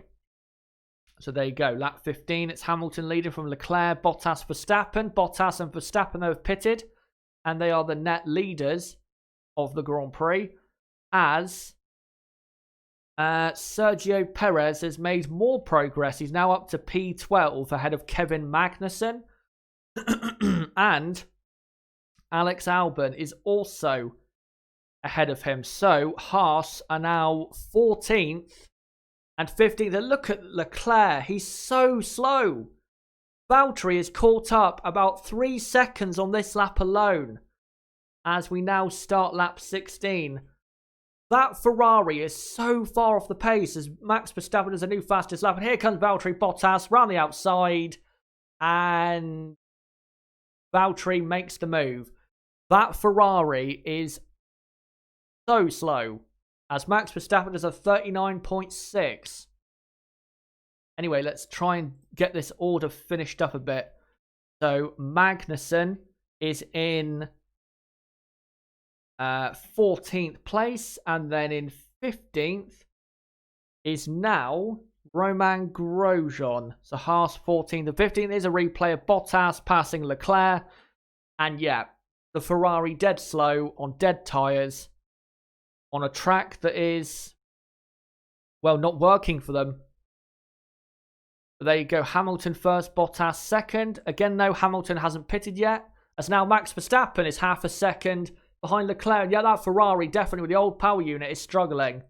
Because Max is easily past Leclerc down into turn 12. And now Charles Leclerc is about a pit stop off of the front three after 16 laps. Make of that what you will. But that is embarrassing, quite frankly. Maybe Leclerc's on a one-stop and these cars are on a two-stop, but even if that's the case, they've still beat Leclerc in that strategy. So, and Leclerc continues for some reason, and he's not even really pulling away from Daniel Ricciardo as Valtteri Bottas on lap 17 does a new fastest lap at 39.2. Valtteri is on a mission today in the Mercedes. Probably won't keep the championship going till the next race, but he can absolutely win this race. He's in a very good position to do so. So, we're currently on the TV looking at Alex Albon, who is struggling to catch Sergio Perez. And I do wonder with that heavy hit on the rear tyre whether he does have a rear suspension problem, because it was a heavy hit. Here's a replay of Albon at turn 9. Oh, almost spun on the exit of turn 9, getting on the grass a bit. So Albon struggling for grip. And Lewis Hamilton continues in P1, but I don't know what the gap is between Hamilton and Valtteri Bottas. I assume that Valtteri is catching Lewis very quickly, because the undercut is very powerful at this track. And if Valtteri and Max are on a two-stop, then Lewis is not looking that bad at the moment. But we don't know if Valtteri and Max are on a two-stop, because they don't have to pit again, Valtteri and Max. They've used more than one tyre, and they can, if they want to, go to the end of the race. As it's now lap 18 out of 56. And Valtteri Bottas does another new fastest lap. I don't know what it was, though, because they're not showing it as of yet. And here we go, a 38.9. Very quick by Valtteri Bottas. And if Valtteri is on a two-stop and Lewis is on the one, then Valtteri has to pass Lewis on track if he's going to beat him. As Lewis now coming through turn 9, where Sebastian Vettel's rear suspension broke on that rumble strip. And we're not annoyingly seeing the gap. So I want to see what the gap is between Hamilton and Bottas to see how good Hamilton is doing on the mediums, and how well he's doing running longer than teammate Valtteri Bottas. But we're not seeing that right now, unfortunately, as he's about to lap Robert Kubica in the Williams. So going quickly. And here comes Antonio Giovinazzi in the pits. And quite a slow pit stop. But he comes out, and he will come out in about 18th place. So, now Lance Stroll has just passed George Russell. So Stroll up to 16th. Russell 17th. And Giovinazzi is in 18th place as we now begin lap 19, and Hamilton is 9.2 seconds clear of Bottas. So, at the moment, if Lewis was to pit now, Lewis would be in a very good position. But if he is on a stop less, then as long as he stays ahead of Valtteri before his pit stop, then Lewis, in theory, should win the race. So, we'll see how it all unfolds in the final 37 laps of this Grand Prix. But, Stroll is 16th. 17th is Russell. 18th is now Antonio Giovinazzi, who was not going that quick at all. As Carlos Sainz and Kimi Raikkonen come into the pits in 8th and 9th place, those two are. And with Albon struggling down the field and Vettel out, this is a big chance with the midfield to get some good points. As Sainz goes onto the hard tyres. And also in the pits, Kevin Magnussen in the Haas. And here he comes, Magnussen. And comes out. So Carlos Sainz should come out in, and he does come out in 13th place. Stroll has actually jumped Kevin Magnussen. So has Russell. So there you go. As Valtteri continues to cut into that lead of Lewis Hamilton as we're about to go on to lap 20. So let me update some of the order with those pit stops. It is Nico Hülkenberg in 8th place now. Daniel Kvyat is in 9th. Looking good for Toro Rosso. 7th and 9th, but that's not enough to outscore Renault in this race, which of course for the constructors is what they need to do. And then Perez at the moment is into P10. But Perez hasn't pitted yet, just like Kvyat and Hülkenberg. And Hamilton continuing on into lap 20, but his lead over Valtteri Bottas is 6.6 seconds. But again, as long as he stays ahead, as Lando Norris pits, as long as he stays ahead of his teammate before his pit stop, he is looking good later on for a good result. As Lando Norris pits with the hard compound tyres, bit of a delay as the Toro Rosso comes past him. And yeah, he now comes out in, where is that? 10th place. As Carlos Sainz there, just passing Romain Grosjean, I believe, in the Haas. So it's Hamilton, Bottas, Verstappen, Leclerc, Ricciardo. Now Hülkenberg is up, and a Haas there running very wide in turn 2, as I'm sure they're struggling for tyres now. Hülkenberg is in 6th place as Raikkonen tries to go down the inside of Grosjean, but he can't get it done. And this is holding up Raikkonen a lot in the battle for 13th and 14th. And that Haas has no grip whatsoever. But it is, yeah, Hülkenberg in 6th. Daniel Kvyat is 7th. I expect Daniel Ricciardo to pit soon, as Raikkonen now passes Romain Grosjean. And then up to 8th is Sergio Perez in the Racing Point. And 9th is Albon. Albon has pitted, but he will not be able surely to go to the end because he pitted on the first lap and is on the medium compound. So Albon, as Charles Leclerc pits, bit of a, well, quite a long delay. Yes, there was a big delay. 7.7 second pit stop. Awful pit stop. And that just continues the awful day for Ferrari. One awful day. As Ricciardo comes out.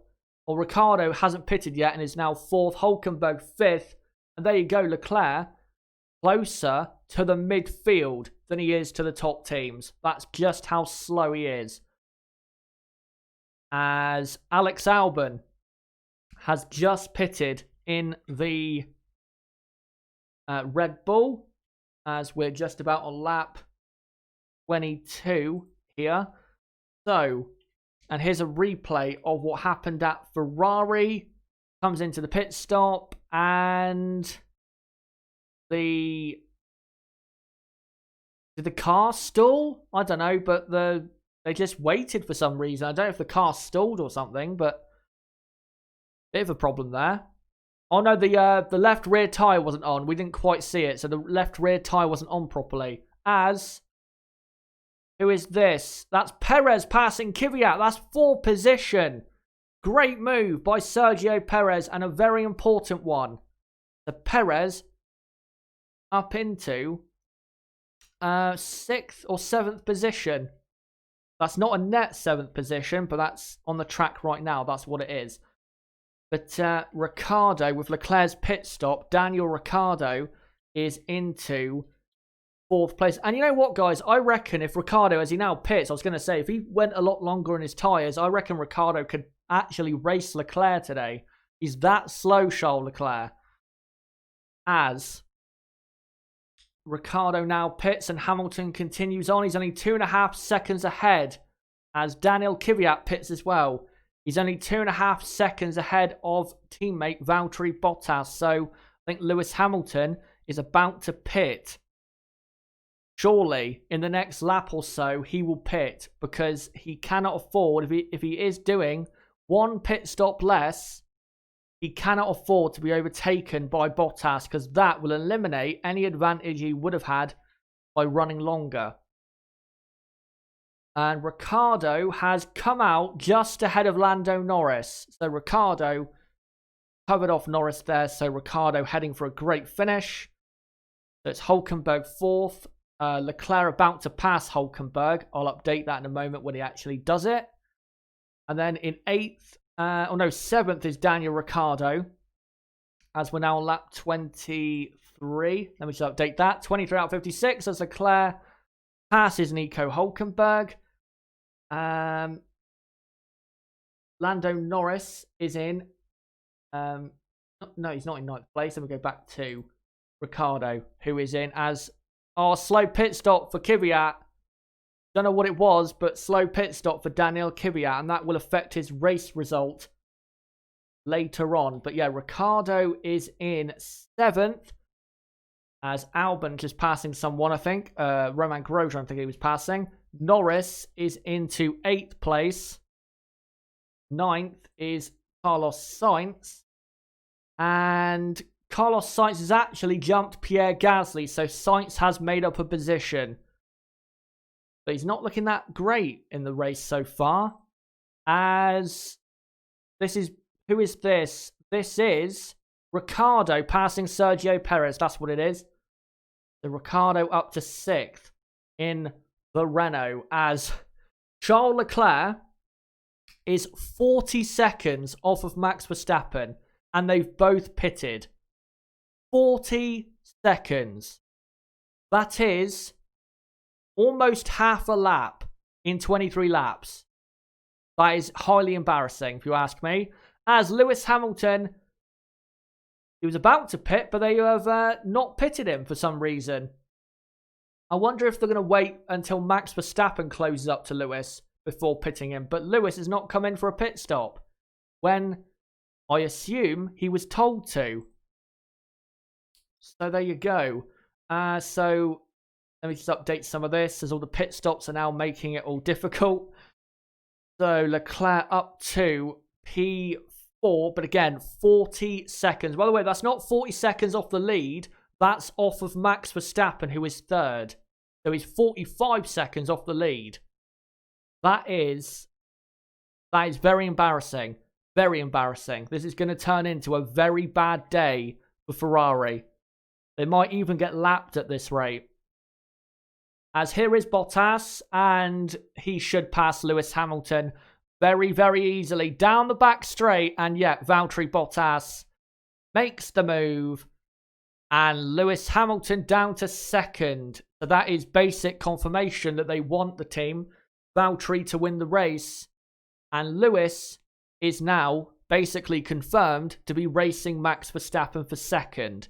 So I think they'll leave Hamilton out for another couple laps. And then they will make the pit stop.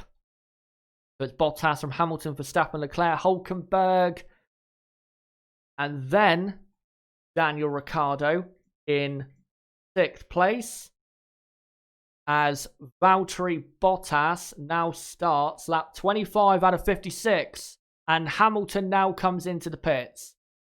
So I'll update that in a moment.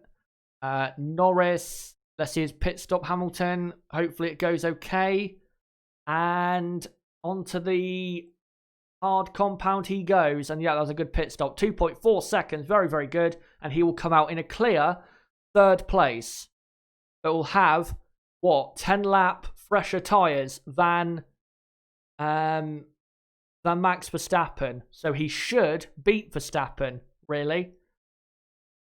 But let's now get this order finished up because most people have pitted and got to get it correct, of course. So Bottas on lap 25 out of 56. Valtteri Bottas is leading the United States Grand Prix from Max Verstappen is second, as we're seeing a replay of Daniel Ricciardo passing his teammate Hülkenberg for 5th place. So Ricciardo now up to 5th as now Lando Norris passes Hülkenberg as well. So as Sergio Perez now comes into the pits. So it is, yeah, the top 4 there is what it is. Ricciardo is 5th. Norris is back up to 6th. So it is as you was, basically, for the front 6. Hülkenberg has dropped down to 7th place. And in 8th is Carlos Sainz, I believe. And then it will be Pierre Gasly in 9th place in the Toro Rosso. And then 10th is Kimi Räikkönen, but not for very long, because Alex Albon is only a second behind in the Red Bull, which of course is a much faster car, as Valtteri Bottas now starts lap 26 out of 56. 30 laps to go in the US Grand Prix.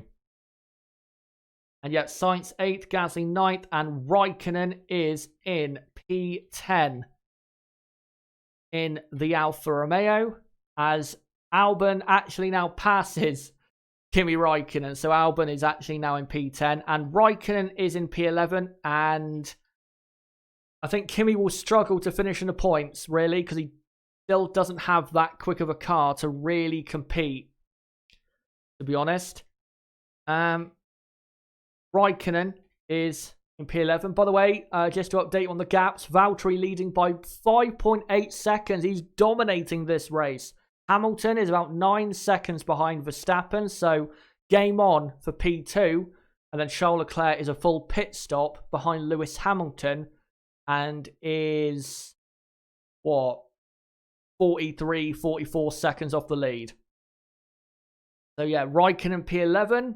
Lance Stroll was P12, but Lance pitted very early, so I think he will now start to struggle. Here is a replay of Albon barking over the run-off, or kind of run-off area at turn 19, as we're now about to go on to lap 27. There you go, out of 56. There you go. So Stroll is 12th.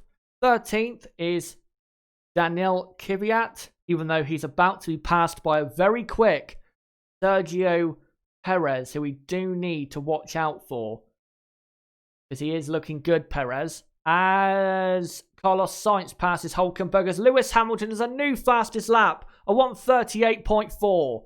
That is only not 9/10, it's about 1 second off of a fastest lap record around this track. So he's going very quickly now. Perez 14th. By the way, I'll update Sainz ahead of Hülkenberg in a moment. So yeah, Perez is 14th, and then 15th is Magnussen. Grosjean is down in 16th place, I believe. Is he down in 16th? No, it's actually Antonio Giovinazzi in 16th. Horrible home race for the Haas F1 team. They are currently on lap 27 out of 56, 15th and 17th. So there you go. Grosjean in 17th place, and then 18th and 19th, the two Williamses of Russell and Kubica.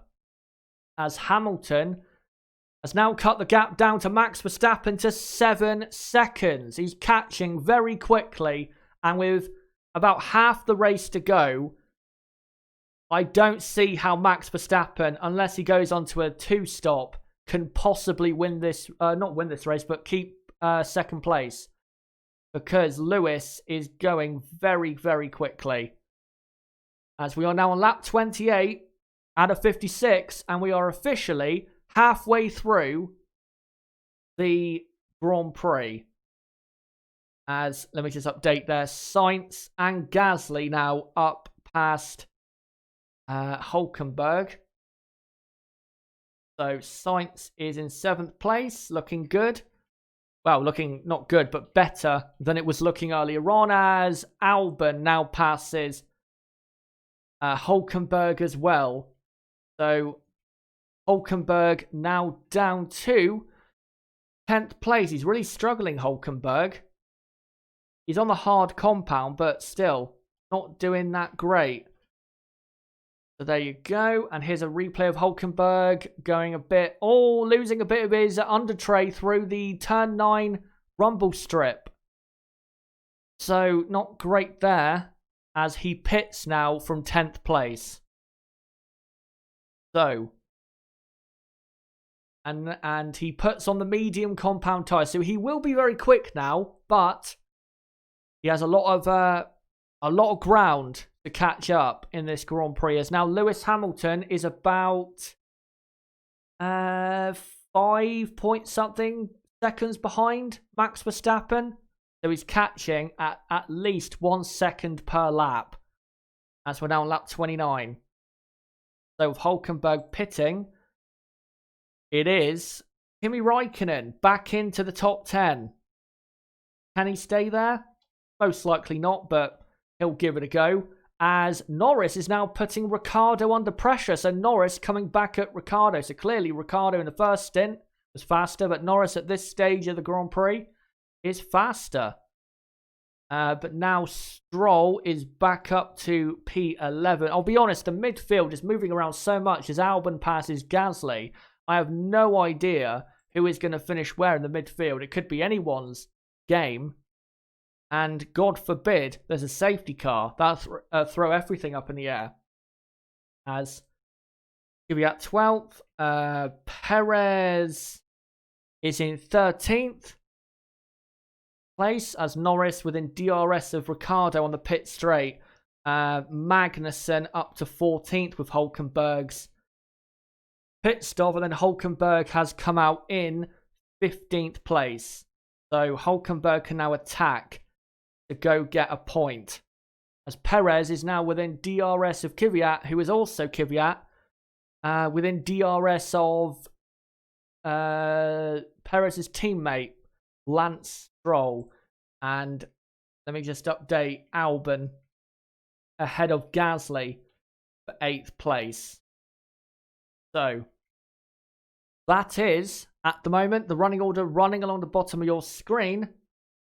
As I'll update the lap 30. That is the current running order. It's Bottas leading by 6.5 seconds from Max Verstappen. Hamilton 3rd, but catching Verstappen at about a second a lap. Leclerc 4th, miles behind. Then Ricciardo 5th, Norris 6th, Sainz is 7th, then Albon, Gasly, Räikkönen.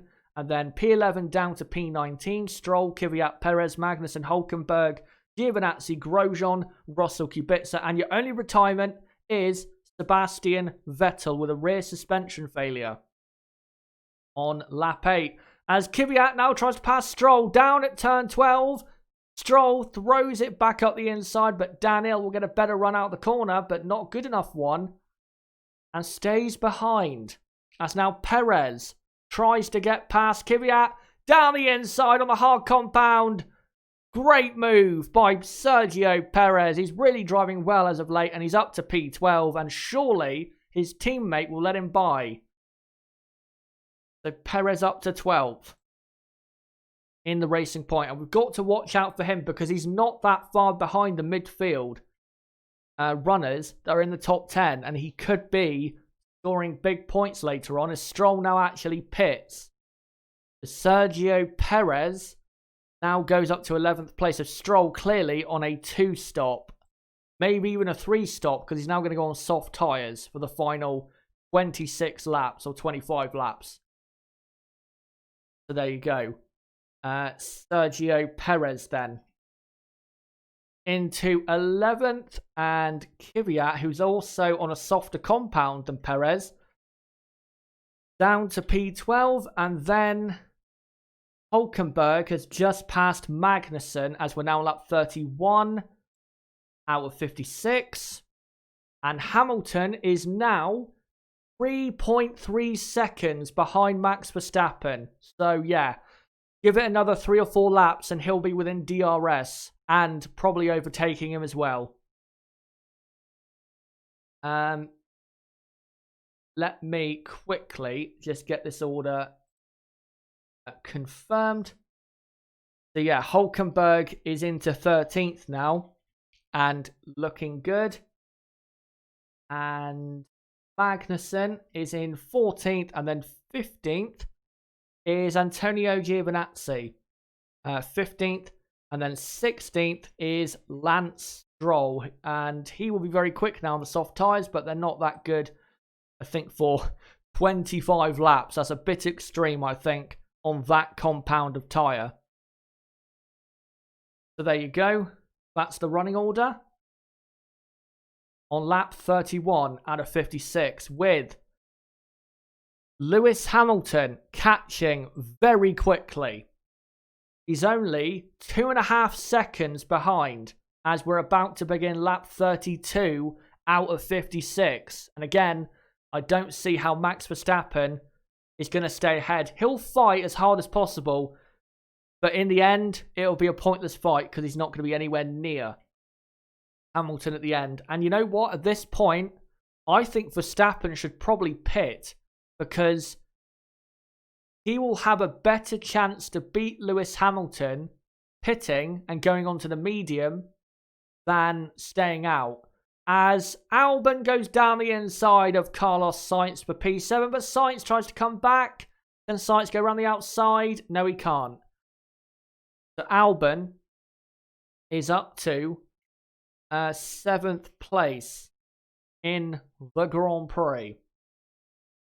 And now has 4.7 seconds to catch Lando Norris. And Albon at this pace is going to be finishing probably in 5th place. Going very quickly is Alex Albon. As just seeing the gaps. And Hamilton only 1.4 seconds, now 1.3 seconds behind Max Verstappen midway through lap 32. And hopefully the TV director will cut to Hamilton and Verstappen because it's about to kick off on lap 32/33 out of 56.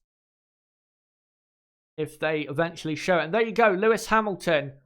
He is... Where is Lewis Hamilton? Oh no, he's actually 7.8 seconds behind. I've got it completely wrong. Lewis Hamilton is miles behind. I thought he was 1.5 seconds behind. I'm reading it wrong. There you go. I thought it was the gap to Bottas. Sorry about that, guys. He's actually, on lap 33, 7.5 seconds behind. If I had Nib here, he'd tell me that that is the case, but... there you go. That's what happens when I haven't got a co-commentator. So he's actually 7.5 seconds behind, but still catching very quickly. Sorry about that, guys. As we're now on lap 33 out of 56. And yeah, again, I thought he was actually really close to him, but he's not. But he is still catching very quickly. He was, 7.5 seconds behind at the start of lap 33, but he's now about 6.7 behind. So, still catching very quickly. Sorry about that, guys. I know it's a bit annoying when I'm getting information wrong, but not the first time. As, just trying to check the order to see if it's any different. No, it's not. So, there you go. Let's just see what you guys are saying on the chat quickly. Lewis needs to relax with the tyres. Well, that is that's a good thing to mention because, I mean, we've got 23 laps to go. As Robert Kubica is retiring from the Grand Prix, so that's your second retirement. You are right there. He does have to also look after his tyres a bit because there are still 22 laps to go in the Grand Prix. And he doesn't want to burn them out. As here is Carlos Sainz. And this is a pointless replay, really. Oh, no, actually, it's not. He lost a bit of his under tray at turn 9. That rumble strip is really now damaging the cars. And that's a safety issue, I think. So let me just see now what is going on. So Hamilton now 5.8 behind Max Verstappen. And Charles Leclerc, by the way, for all you Ferrari fans, who I know will want to know, how is how Ferrari doing? Well, Charles Leclerc is 27 seconds behind Lewis Hamilton, who is only one position ahead. And Leclerc is about 45 seconds off the lead. I think he is. Yeah, I think he's about 45 seconds off the lead. So yeah, Leclerc is about nearly half a lap off Valtteri Bottas and is not in contention for anything. And really, the rest of this race is going to be a test session for Charles Leclerc because he's not near anyone. He's a pit stop ahead of Ricciardo and a pit stop behind Lewis Hamilton. He's having a very lonely 2019 US Grand Prix, but he has to hang in there because if Hamilton and Verstappen collide, he'll finish in second place. As actually, Red Bull are coming out in the pit lane for medium compound tyres, and it is Max Verstappen who comes into the pits, and I said that would be the best course of action if they want to beat Hamilton today, and that's what they're going to do. Verstappen comes out of the pits, and that was a very quick pit stop of 2 point something or other. On lap 35, it is now Bottas leading from Lewis Hamilton second and Max Verstappen third. Verstappen has just pitted again. I wonder if Valtteri Bottas will pit. I don't think he will. I think they'll probably keep Lewis behind Valtteri somehow. But it would be a bit difficult if they pitted Valtteri to see what happened later on. But Max is now on a fresher and softer compound. So, in theory, he should be a lot quicker now for the final 20 laps or so. As here is a battle between Albon and Norris. And Albon goes down the inside of Lando at turn 1. And Lando basically just lets him through. So, Alex Albon up to 6th. And yeah, he is heading for 5th place in this Grand Prix. As pit stop for Mercedes. And it's going to be for Valtteri Bottas. So they are going to pit Valtteri. So they were on the 2 stop. Well, Lewis Hamilton is looking good then for this race. Maybe not for the race win, but for second place because Verstappen has got to catch a big gap. So it is now lap 36 out of 56. And now Lewis Hamilton leads the race and Lewis does not have to pit again. Valtteri Bottas is second and has just pitted for the second time. And Max Verstappen is third. And Verstappen's goal will now be to catch Lewis Hamilton. Verstappen cannot win the race today. Valtteri is simply too quick. And the Mercedes car is simply too quick. His aim has to be to catch and pass Lewis Hamilton. But it will be tough to do. He's got to catch 15 seconds in 20 laps. So he's got to do it 1 second per lap if he's going to beat Lewis. And let me just update the order here. So, yeah, Albon is up to 6th and Norris is down to 7th place. On lap 36 out of 56. And, by the way, yes, Max is on the medium compound and so is Valtteri Bottas. So, not only will they be much faster on fresher tyres, but they also have softer tyres. So, they are faster, really, in all aspects. As Albon is about to pass Daniel Ricciardo for position. So we'll see what Albon will do. Well, he will pass him. There's no doubt about that. The Red Bull, a lot quicker than the Renault. But Daniel Ricciardo, I have to say, has put in a great performance. P9 on the grid, and he's going to finish in P6, unless of a retirement ahead of him. And Albon actually not able to get close enough at the moment. So let me just back that up and put Ricciardo back in 5th. Thought Albon would be passing him, but clearly not. As we're now on lap 37 out of 56.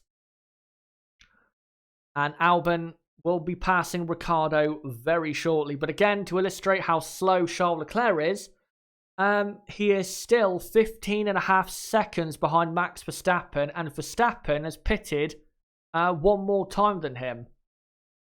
So yeah, Ferrari have yet again thrown away, maybe not the chance to win, but a good result. With a terrible start and a terrible race from then on in. As Albon is now stuck behind Daniel Ricciardo, who is driving this weekend, Daniel, at a very high level. And in the race is driving at a very high level as well. As he's going to try, if he can, to keep ahead of Alex Albon. By the way, for Max Verstappen, he is... Let me just make sure I get this right this time, the timing. Max Verstappen is, what? 12 seconds behind Lewis Hamilton? So, yeah, 12 seconds to catch in now 18 laps. That will be hard, as Valtteri Bottas does a new fastest lap, a 1:36.9, and if I am right, as Albon goes down the inside of Ricciardo, and Ricciardo kind of lets him go, I think that's yes, it is a new lap record on lap 37, or now lap 38 out of 56 by Valtteri Bottas, a 1:36.957. So that just shows you how quick Valtteri has been today and how quick that car is. And you have to say, after Ferrari's resurgence, just after the summer break, Mercedes have claimed back all of that ever since the Russian Grand Prix in terms of the race result.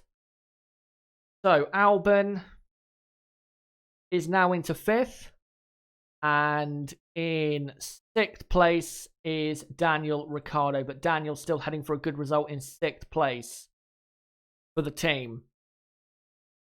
And if I look at the rest of the field on lap 38, there's no real battles going on at the moment. The only battle that is going to be, say, incoming or heating up is the Max Verstappen versus Lewis Hamilton battle. So, yeah, not many battles going out on track. Perez is actually closing now on Kimi Raikkonen, is only just over a second behind. So we'll watch out for that. But yeah, everyone's separated quite comfortably in the field. As we are now on lap 39. Hamilton leading from Bottas 2nd, Verstappen 3rd. Valtteri now 5.2 seconds behind his teammate Lewis Hamilton.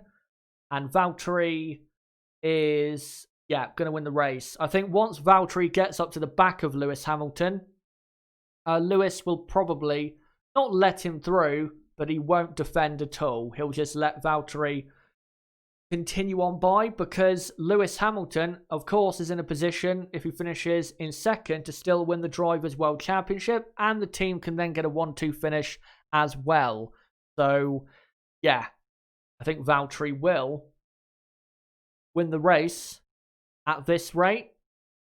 But will Lewis Hamilton finish in 2nd? It's going to be close. It's going to be very, very close between Hamilton and Verstappen at the end of this Grand Prix. Right.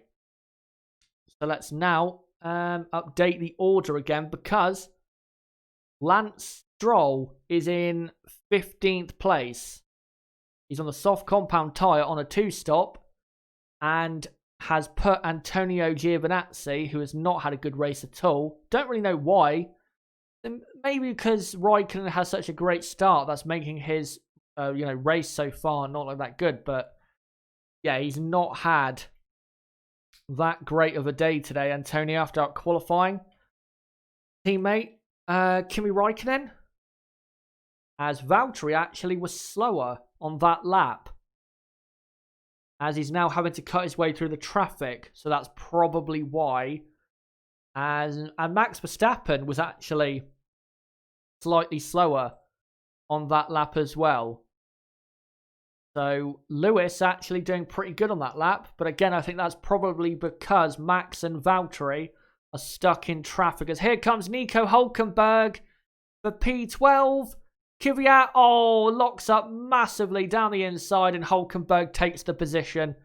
Massive lock-up for Kvyat, and I think he should pit, because he does actually have a pit stop gap behind him. So Kvyat should pit now, and probably go on the soft tyre and try and make something of the race. Very big lock-up by Kvyat. Both front tyres, and those tyres will be gone. Hülkenberg is into 12th. And Daniel Kvyat is into 13th. And surely he will make a pit stop in a moment. As, who is this we're looking at? Max Verstappen, I believe. Who is trying. And Hülkenberg pits as well. Why is Hülkenberg pitting? He's already pitted for a pit stop. Hülkenberg pits for soft compound tyres. You know what that might be? I think what they're thinking there is Kvyat is going to pit, and we have a pit stop gap to Magnussen, so why not take that loss to gain so much time in 15 or so laps? So that's actually not bad of a shout there from Renault. That might actually work out at the end, as Perez is now half a second behind Kimi Räikkönen in the Alpha. And no, I don't think there was damage for Hülkenberg, because he didn't touch Kvyat at all. I think that's what it was. I think he thinks that, or that, the Renault team think that because of the gap they have, they may as well take a pit stop and hope they can catch that back up, because Perez and Räikkönen, by the way, Perez is now in P10 for Racing Point. Perez, Räikkönen, Gasly, and so on, they're on the hard compound tyre, and as Albon now pits, they've already done a long stint on the hard compound, so the soft and much fresher soft tyres will perform better, surely. As now Kimi Räikkönen pits, it's all going off on what is about to be lap 42. Antonio Giovinazzi also pitted, and he is now, Antonio, down in 17th place. Again, not having a good day. And yeah, Albon has pitted and come out in 10th place, and Räikkönen has pitted and come out in P11. So Räikkönen also in a good position here. So watch out for the midfield in the last 14 laps. As Kevin Magnussen now pits. We're now on lap 42 out of 56. And Lewis Hamilton is leading by 4.2 seconds. And Lewis is driving so well to keep miles ahead at the moment of Max Verstappen, who is not catching Hamilton at all. And that's just further evidence to show that the Red Bull cannot compete with that Mercedes today. That Mercedes is very, very quick. Easily the quickest race car today. But with Albon pitting, Ricciardo is back up to 5th, but I don't think he'll stay there, as Albon is actually on a 3-stop. That was his 3rd pit stop. So Norris is in 6th place. As Räikkönen there, I think very close to Hülkenberg, but just about staying ahead. That puts Carlos Sainz back into 7th. And then Gasly is back into 8th. Gasly's had a great weekend. He's been so consistent this weekend. He's always been in that top 10. A great weekend for Gasly. Albon 9th, who is driving well, but we can't really say his result will be good, because he should be a lot closer to the front running drivers after that crash, even though he couldn't have done that much about it, but still. And then Räikkönen is in 11th place. ahead of Nico Hülkenberg, who is 12th, and then it's Kvyat 13th. Lance Stroll is now in 14th place. It's lap 43. Let me just update that. So lap 43, 13 laps to go as Charles Leclerc pits, and well, he had to really, because he was so far behind and so far ahead of everyone else behind him that, well, what is the point staying out that long? Anyway, so yeah, Stroll 14th, and then it is actually Giovinazzi has jumped the two Haas's now. So Antonio is up to 15th, and then it's Grosjean in 16th, and Magnussen has pitted. So Magnussen is 17th, and really is last of all the midfield runners, as Lando Norris now pits. So everyone in the midfield really is going on to a two-stop, and right front wheel there not going on that quickly. So Lando now deciding to go for it. So, well, this is very interesting. I did not expect this at all. And Norris comes out in, as it's now lap 44. It'll be lap 43 for Norris because he's almost a lap behind. Lando comes out in 10th place. I'm not sure, though, that all the midfield is going to pit. It'll be interesting to see what Daniel Ricciardo does. As far as Ricciardo and Renault, I would stay out because I think they will finish in 6th place no matter what. So now Carlos Sainz is up to 7th place. Gasly is 7th for now, but is about to be in 8th place. Actually, I might as well put Albon in 7th because he will be there in a moment. And then it is Perez in 9th. And then Lando Norris is 10th. And Lando has a lot of ground to make up. So I think McLaren may have bottled it with Lando because he has. About as Albon now passes Gasly. And Hülkenberg now going for the move on Kimi Räikkönen for P11. Hülkenberg switch back through turn 12. Can he go right around the outside? He'll try to. And Räikkönen just about gives him space. And Hülkenberg, I think, kind of went off the track there. I don't know if he did absolutely, but there you go. Hülkenberg now up to 11th place. And now can set after putting in the laps to try and get near the points on that fresh, soft tyre. The Hülkenberg 11th and Räikkönen. I have to say, Kimi has driven very well today, but he can only do so much in that car, which I'm afraid is not good enough, as we're now on lap 45 out of 56. Only 11 to go. It's going to be a frantic finish in the midfield with plenty of positions all over the place. And just seeing a further replay of Hülkenberg. I'm not sure if Hülkenberg went off the track there. I couldn't quite see that as I was doing the running order then. And yep, Hülkenberg now clearly ahead. So Hamilton is 3.3 seconds ahead of Valtteri Bottas with 11 laps to go. Max Verstappen is 9.3 seconds behind behind Lewis Hamilton. So Lewis at the moment is on for 2nd place. And as long as Valtteri keeps pushing, Valtteri will finish in 1st place and win the race. As Charles Leclerc smashes that new lap record with a 1 minute 36.1. So there you go. New lap record. But he is almost 50 seconds behind Max Verstappen. And he is actually almost 1 minute behind Lewis Hamilton. And of course, is actually catching that gap back up as Kimi Räikkönen has passed Hülkenberg. I think that might have been because Hülkenberg went off the track. There you go. Räikkönen into P11 again. As we're now on lap 46 out of 56. Let me just update that. There you go. Lap 46. So Räikkönen back into P11. Hülkenberg down to 12th. As Valtteri now within 3 seconds of teammate Hamilton. And yeah, Hulkenberg got a problem? Or is he just letting traffic through? I think he's letting the traffic through. Or not traffic. He's getting out of the way because he is traffic. Or he's getting out of the way for Max Verstappen.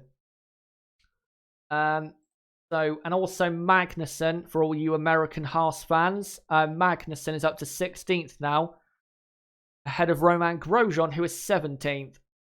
Yeah, quite embarrassing. By the way, Russell is still within a pit stop of the two Haases. It just shows you how slow Haas are. As Albon passes Sainz for 6th place.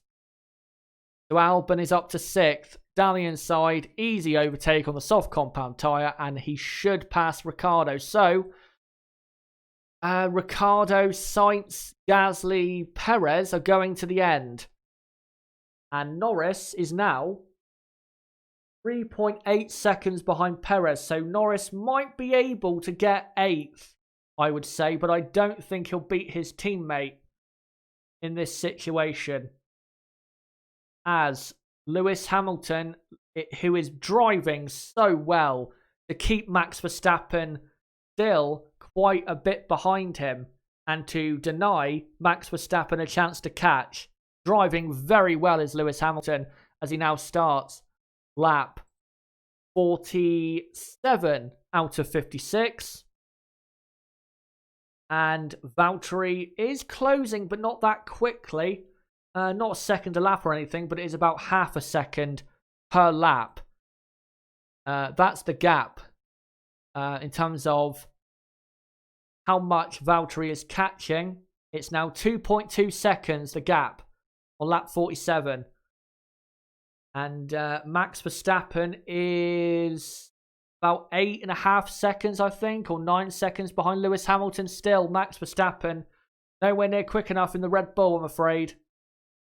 And I think it will be a silver arrow 1-2 in this Grand Prix with Valtteri Bottas winning the race. Charles Leclerc is 4th and is 50 seconds behind Max Verstappen. And that puts him about 57, 58 seconds off the lead. So he'll end up over a minute behind. This has been a rather pointless exercise for Ferrari. Really, after the start of the race is where the pointless exercise began. As now on lap 48, Valtteri is under 2 seconds behind. So give it another 3 or 4 laps and I think Valtteri will overtake Lewis Hamilton, as Max, I know, will be pushing as hard as possible. But there is only so much he can do. And at the moment, it's not enough for him to finish in 2nd place. But at least he will be on the podium for the first time since Singapore at this rate. Let me just see what the gap is again. Hamilton and Bottas, 1.7 now from 1.9 at the start of the lap. And Norris, by the way, and Perez are now closing up very quickly to Pierre Gasly. Norris within 2 seconds of Perez, and Perez now within 2 seconds of Pierre Gasly. So that's a battle to look out for what is a very important 8th and 9th position. By the way, it is critical for Racing Point that they pass Gasly, as Hulkenberg now passes Raikkonen. But it is critical that Perez passes Gasly for the constructors, because if Sergio Perez beats Pierre Gasly, Racing Point will go into 6th place in the constructors. So that's a move that has to be made for Sergio Perez, as Albon is now up to 5th, as we're now on lap 49 out of 56. And the gap between Hamilton and Bottas is 1.5 seconds. So let me just update the order a bit. So on lap 49 out of 56 with about 8 laps to go, it is Albon in 5th now And Albon is only 19 seconds behind Leclerc. Again, more evidence that the Ferrari car has been horrifically slow. Albon has done one more pit stop than Leclerc and come from the back of the grid and is within a pit stop of Charles Leclerc. Again, just shows you how bad the pace has been of the Ferrari. And I don't really want to blame Charles Leclerc because he's got an old power unit on board after the oil leak in practice 3. And the Ferrari car is horrifically bad when it comes to race pace. So I'm afraid for Charles Leclerc, this is all he can do. The Ferrari car just isn't good enough. But 5th, Albon. 6th, Ricciardo. 7th is Carlos Sainz. And 8th, Gasly. Norris has passed Perez. Norris up to 9th. And Perez, if he can, needs to try and follow through Norris. Or follow through past Gasly and follow Lando Norris doing that. So Gasly's not P10, Perez is. So there you go, that's the top 10. And we are about to go on to, as the gap has now closed down to lap, now down to 1.2 seconds on lap 50 out of 56. And by the way, I don't know why they're showing those AWS tyre performance graphics, because Pirelli have literally come out and said that those graphics are misleading and incorrect. So I don't know why they're using them when they're not correct. Anyway, Hulkenberg is back up to 11th, and Hulkenberg is, nowhere near the points. So maybe that pit stop wasn't the best decision in hindsight, but again, only in hindsight, as Valtteri is about to be in a moment within a second of teammate Lewis Hamilton, who should really just let Valtteri go on by, as here comes Lando Norris down the back straight to pass Pierre Gasly. And Gasly does not defend because he knows that there is no point doing so against a car that is faster anyway, but a lot faster on that set of tyres that Norris is on. So Norris up to 8th, and Norris is 5.5 seconds behind Sainz, and I don't think he'll catch that by the end. And if McLaren are smart, they'll call team orders, because no point blowing 10 points trying to have a pointless race for P7 and P8 when you're going to get that result anyway. So Gasly down to P9, as Sergio Perez is now within half a second, or now 7/10 of a second behind. That's a big battle, that is, in the constructors, as we now start lap 51 out of 56. And now Valtteri is just about within 1 second of Lewis Hamilton. Is also Raikkonen has dropped behind Daniel Kvyat. So Raikkonen now starting to drop a bit.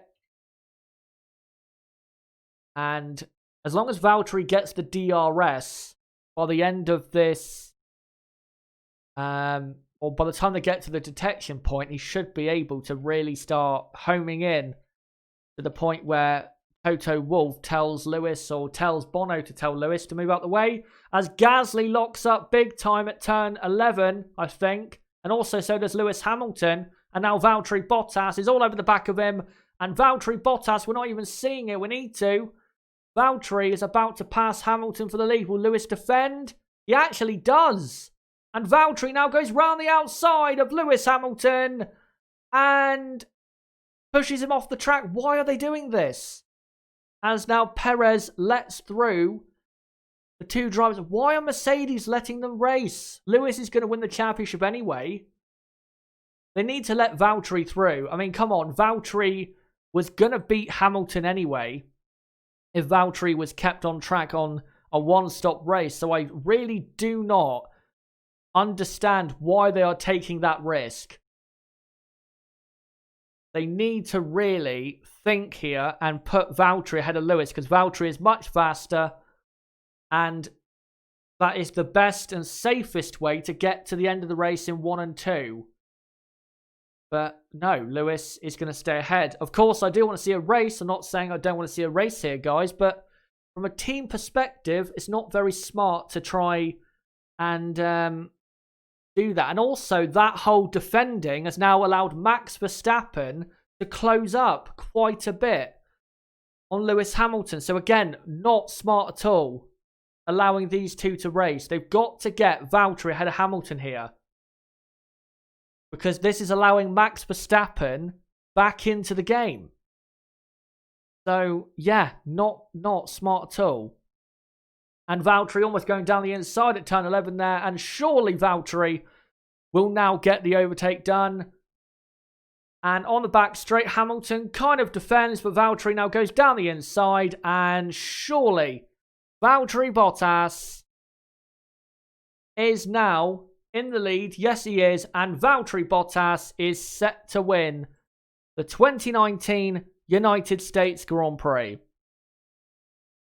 And they should have done that a lap ago, because now Max Verstappen is only less than 3 seconds behind, I think, Lewis Hamilton. So, again, very, very bad decision to allow Hamilton to race Bottas when there was no point in doing so. Might cost them second place in the end, as Valtteri makes the move. Just a replay of him making the move on the back straight down to turn 12, as we're now on lap 53 out of 56. And Verstappen now cuts his way through the traffic of, I think that is Pierre Gasly, it is, who is still desperately trying to hang on to P9, as Lando Norris, by the way, has passed Carlos Sainz. So Norris actually up to 7th, but is nowhere near Ricciardo, who will finish in 6th place. But Max Verstappen, how far behind is Verstappen? About 3 seconds. I think Lewis will just about hang on. For some reason, Albon is winning the Driver of the Day poll, which doesn't make any sense to me. I mean, just because he's come from the back doesn't mean he's driven well.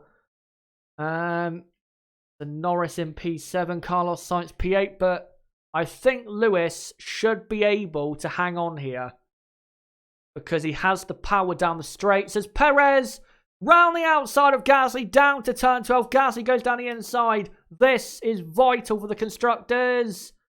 And Perez down the inside at turn 13. And he gets it done. Perez up to 9th. And as it stands, Racing Point take over P6 in the Constructors' Championship. That is a vital move in the destiny of their seasons. So Perez is P9. And Pierre Gasly is now into P10. So there you go. As we now have 3 full laps to go on now lap 54 out of 56. And Max Verstappen is 2 seconds behind Lewis Hamilton. So if he can get within DRS on the penultimate lap, he might be able to go for it on the final lap. We'll see if he can get that close, as Hulkenberg has passed Gasly. Where has Hulkenberg come from? He's come from miles back and is now all over the back of Perez. So look at that. The Renault Kvyat has now passed Gasly. So maybe it's not over. Maybe Daniel can rescue points for Toro Rosso here. Wow, that is incredible. Did not see that coming, as the gap between Hamilton and Verstappen, 1.3 seconds. We are in for a great finish here at the Circuit of Americas. So, Hulkenberg is now in 10th, but is about to go into a P9. And Kvyat might get P10 and outscore Perez. It's all kicking off now. So, Kvyat is in 11th place. And Gasly is in 12th position. And also Raikkonen is in there. So do not count out anyone in that battle. As we're about to go on to now lap 55 out of 56. And on the penultimate lap of the 2019 US Grand Prix, Max Verstappen is just 1 second behind Lewis Hamilton, as Valtteri Bottas locks up very heavily at turn 1, but makes the corner as Raikkonen now passes Gasly. Max has got to get in the DRS zone by the mid part of this lap as Gasly now comes into the pit lane. He's got to get within a second, Max. Yellow flag in Sector 2. It's a Haas of Romain Grosjean who is stuck in the gravel. And that's at the end of the back straight. That might cost Max Verstappen the chance to go for second if they bring out a virtual safety car. And if they do, that has ruined Max Verstappen. Oh no, he's had a brake failure. It's Magnussen. Kevin Magnussen has had a massive front brake failure. And Verstappen now on that back straight, there's a yellow flag, so he can't overtake. So if he is going to overtake, he's going to have to do it down to turn 1 as he's now within 0.7 of a second. Can he get a move done? And will those yellow flags be cleared soon? I don't think they will. As we're about to go on to the final lap here of this US Grand Prix. Hulkenberg, by the way, is into 9th. And Kvyat right behind Perez. So, it's going to get so close at the end here. Verstappen, as we're now on the final lap of the 2019 US Grand Prix. Can Max Verstappen get second off Lewis Hamilton, who locks up at turn 1 but makes the corner just about? That was a very, very big scare for the team. But I think with those yellow flags at Sector 2, I don't see how Max Verstappen can make a move on Lewis Hamilton, because unless they get cleared right now, I just don't see how he can make a move. He's not close enough also to make that move on the man who is about to become a 6-time world champion. As Gasly pits again. Unless there's a timing error, because Vettel is apparently now in the pits. When we know that. And yet, yellow flag at the end of this sector. So, he closes up a lot, but will he be able to go for a move? I don't think he will. As Max Verstappen and Lewis Hamilton come through the final few corners. And yet, Verstappen, I don't think can do it unless Hamilton makes a mistake. Verstappen throwing the car about, trying desperately to get after Hamilton, but it's not going to happen. And here comes Valtteri Bottas to win the 2019 United States Grand Prix as Daniel Kvyat passes Perez at the final lap, and Lewis Hamilton finishes in second and is a 6-time Drivers' World Champion. Congratulations to him. He has been the best this season in the championship. What a season.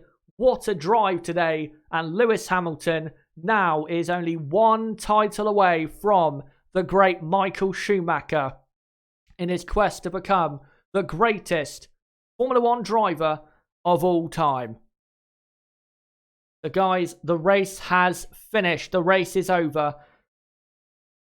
And let me now redo the order. So Kvyat passed Perez at the end, and that means that Toro Rosso do stay ahead in the Constructors by a point. Look how close it is. By the way, I think Renault have got P6 or P5, sorry, in the Constructors nailed down because, Renault, very strong result today. P6 and P9, that's 10 points. That should do the job for them. But the field and the finishing order, guys, of your 2019 US Grand Prix, it's Valtteri Bottas winning. From Lewis Hamilton is second in another Mercedes 1-2. And again, Lewis Hamilton is the 6-time world champion and your 2019 world champion.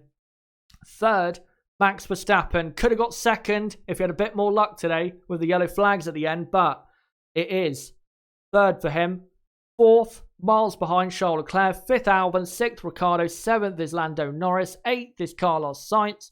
Ninth is Nico Hulkenberg. 10th is Daniel Kvyat in a great drive for P10. And then completing the field, Perez, Raikkonen, Stroll, Gasly, Giovinazzi, Magnussen, Grosjean, Russell.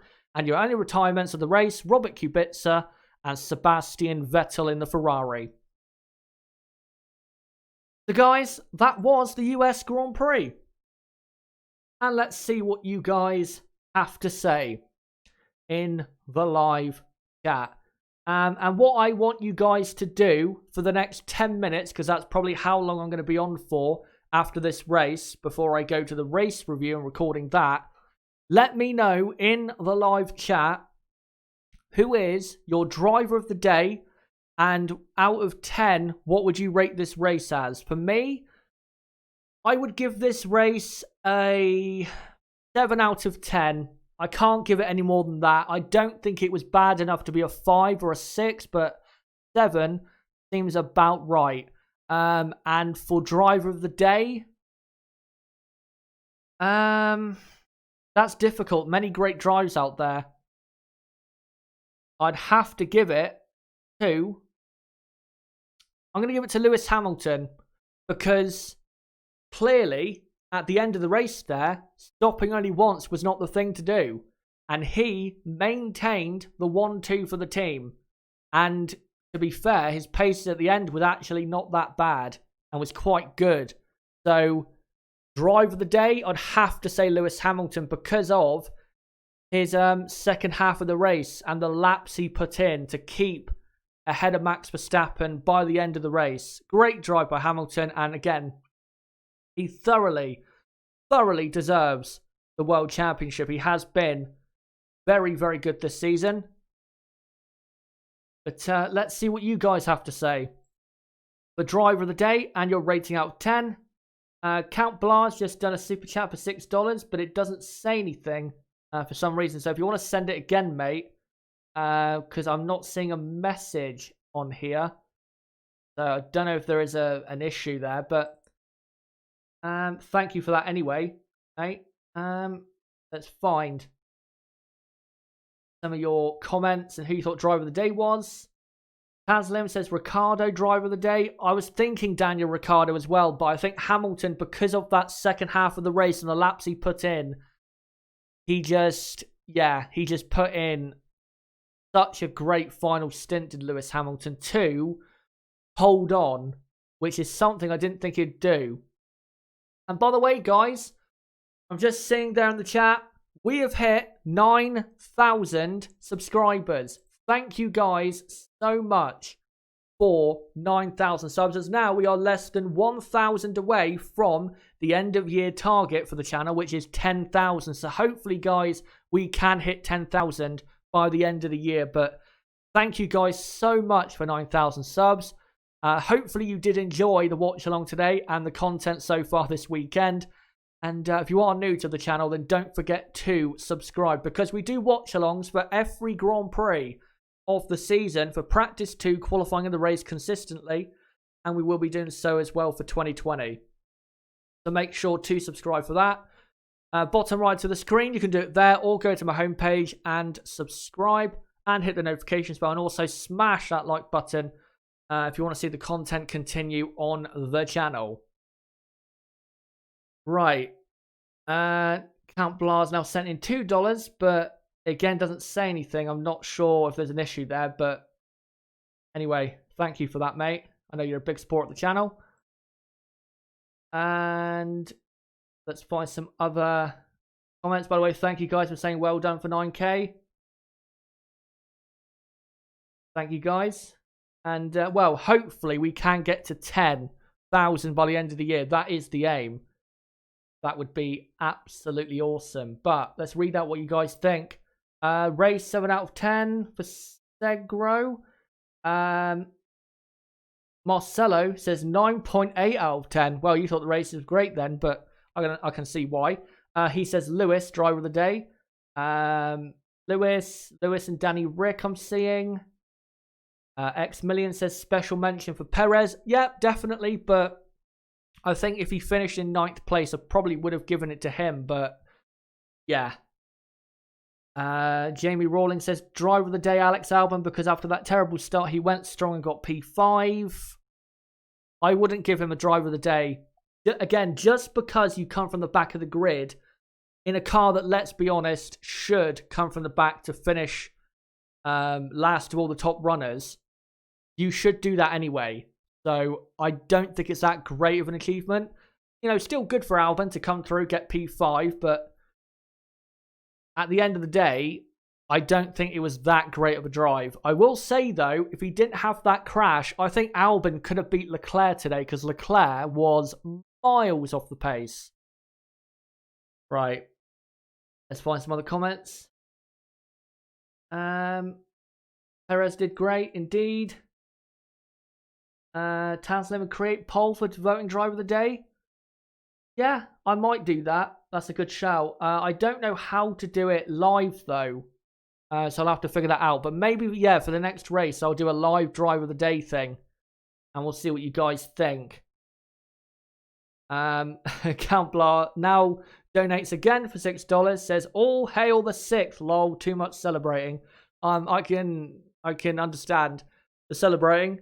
And, well, now that the 6th World Championship is won, now next year, it is now time for him to equal Michael Schumacher, which would be a monumental achievement. And I think we have to be honest, guys, you may not like Lewis Hamilton as a person or as a driver, but whether you like him or not, you cannot deny that he is one of the best drivers of all time, and that we are seeing right now history in the making, possibly, because he might go on to win more than 7 world championships. And once Lewis Hamilton is retired, you will think back to these days very fondly, just like people do with Michael Schumacher. So, yeah, I think definitely you've got to appreciate Lewis Hamilton's achievements right now, because they might go on to be record-breaking. Right, let's find a couple more comments. And then let's find good final 2 comments, and then we'll get to the end here. Ferrari detuned their engine because FIA starts to investigate. Well, I will do some research into that after the weekend has finished, because I'm not so sure about that, but we'll see. I don't think they turned it right down that much, but definitely slow they were today. They were very, very bad. I think that's got to be up there with Hungary as one of the worst race pace performances of the Ferrari. I mean, if Leclerc didn't pit for a second time, you could have made the argument that he could have been lapped today. I mean, he was that slow. Nana says race AL10. Drive of the day, Hamilton. Let's just see rather some other comments from you guys. Stop Ferrari excuses from Cybertrader. Well, again, we'll see. We'll see, you know, what the cause was. I think the cause mostly was their shocking ability to look after tyres. I think that's why they were so far off today. And I think if they did turn down the power, I don't think it had that much effect today. I still think they would have been miles off. I mean, Charles Leclerc was on average today 1 second a lap slower than the leaders.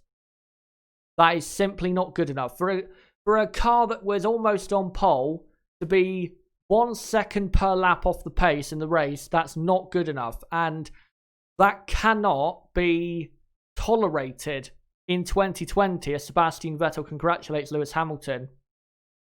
That cannot be tolerated in 2020 if Ferrari are going to mount a serious challenge to the World Championship, because they can look out the front row as many times as they want, but if you cannot lap quickly enough in the race, then what's the point?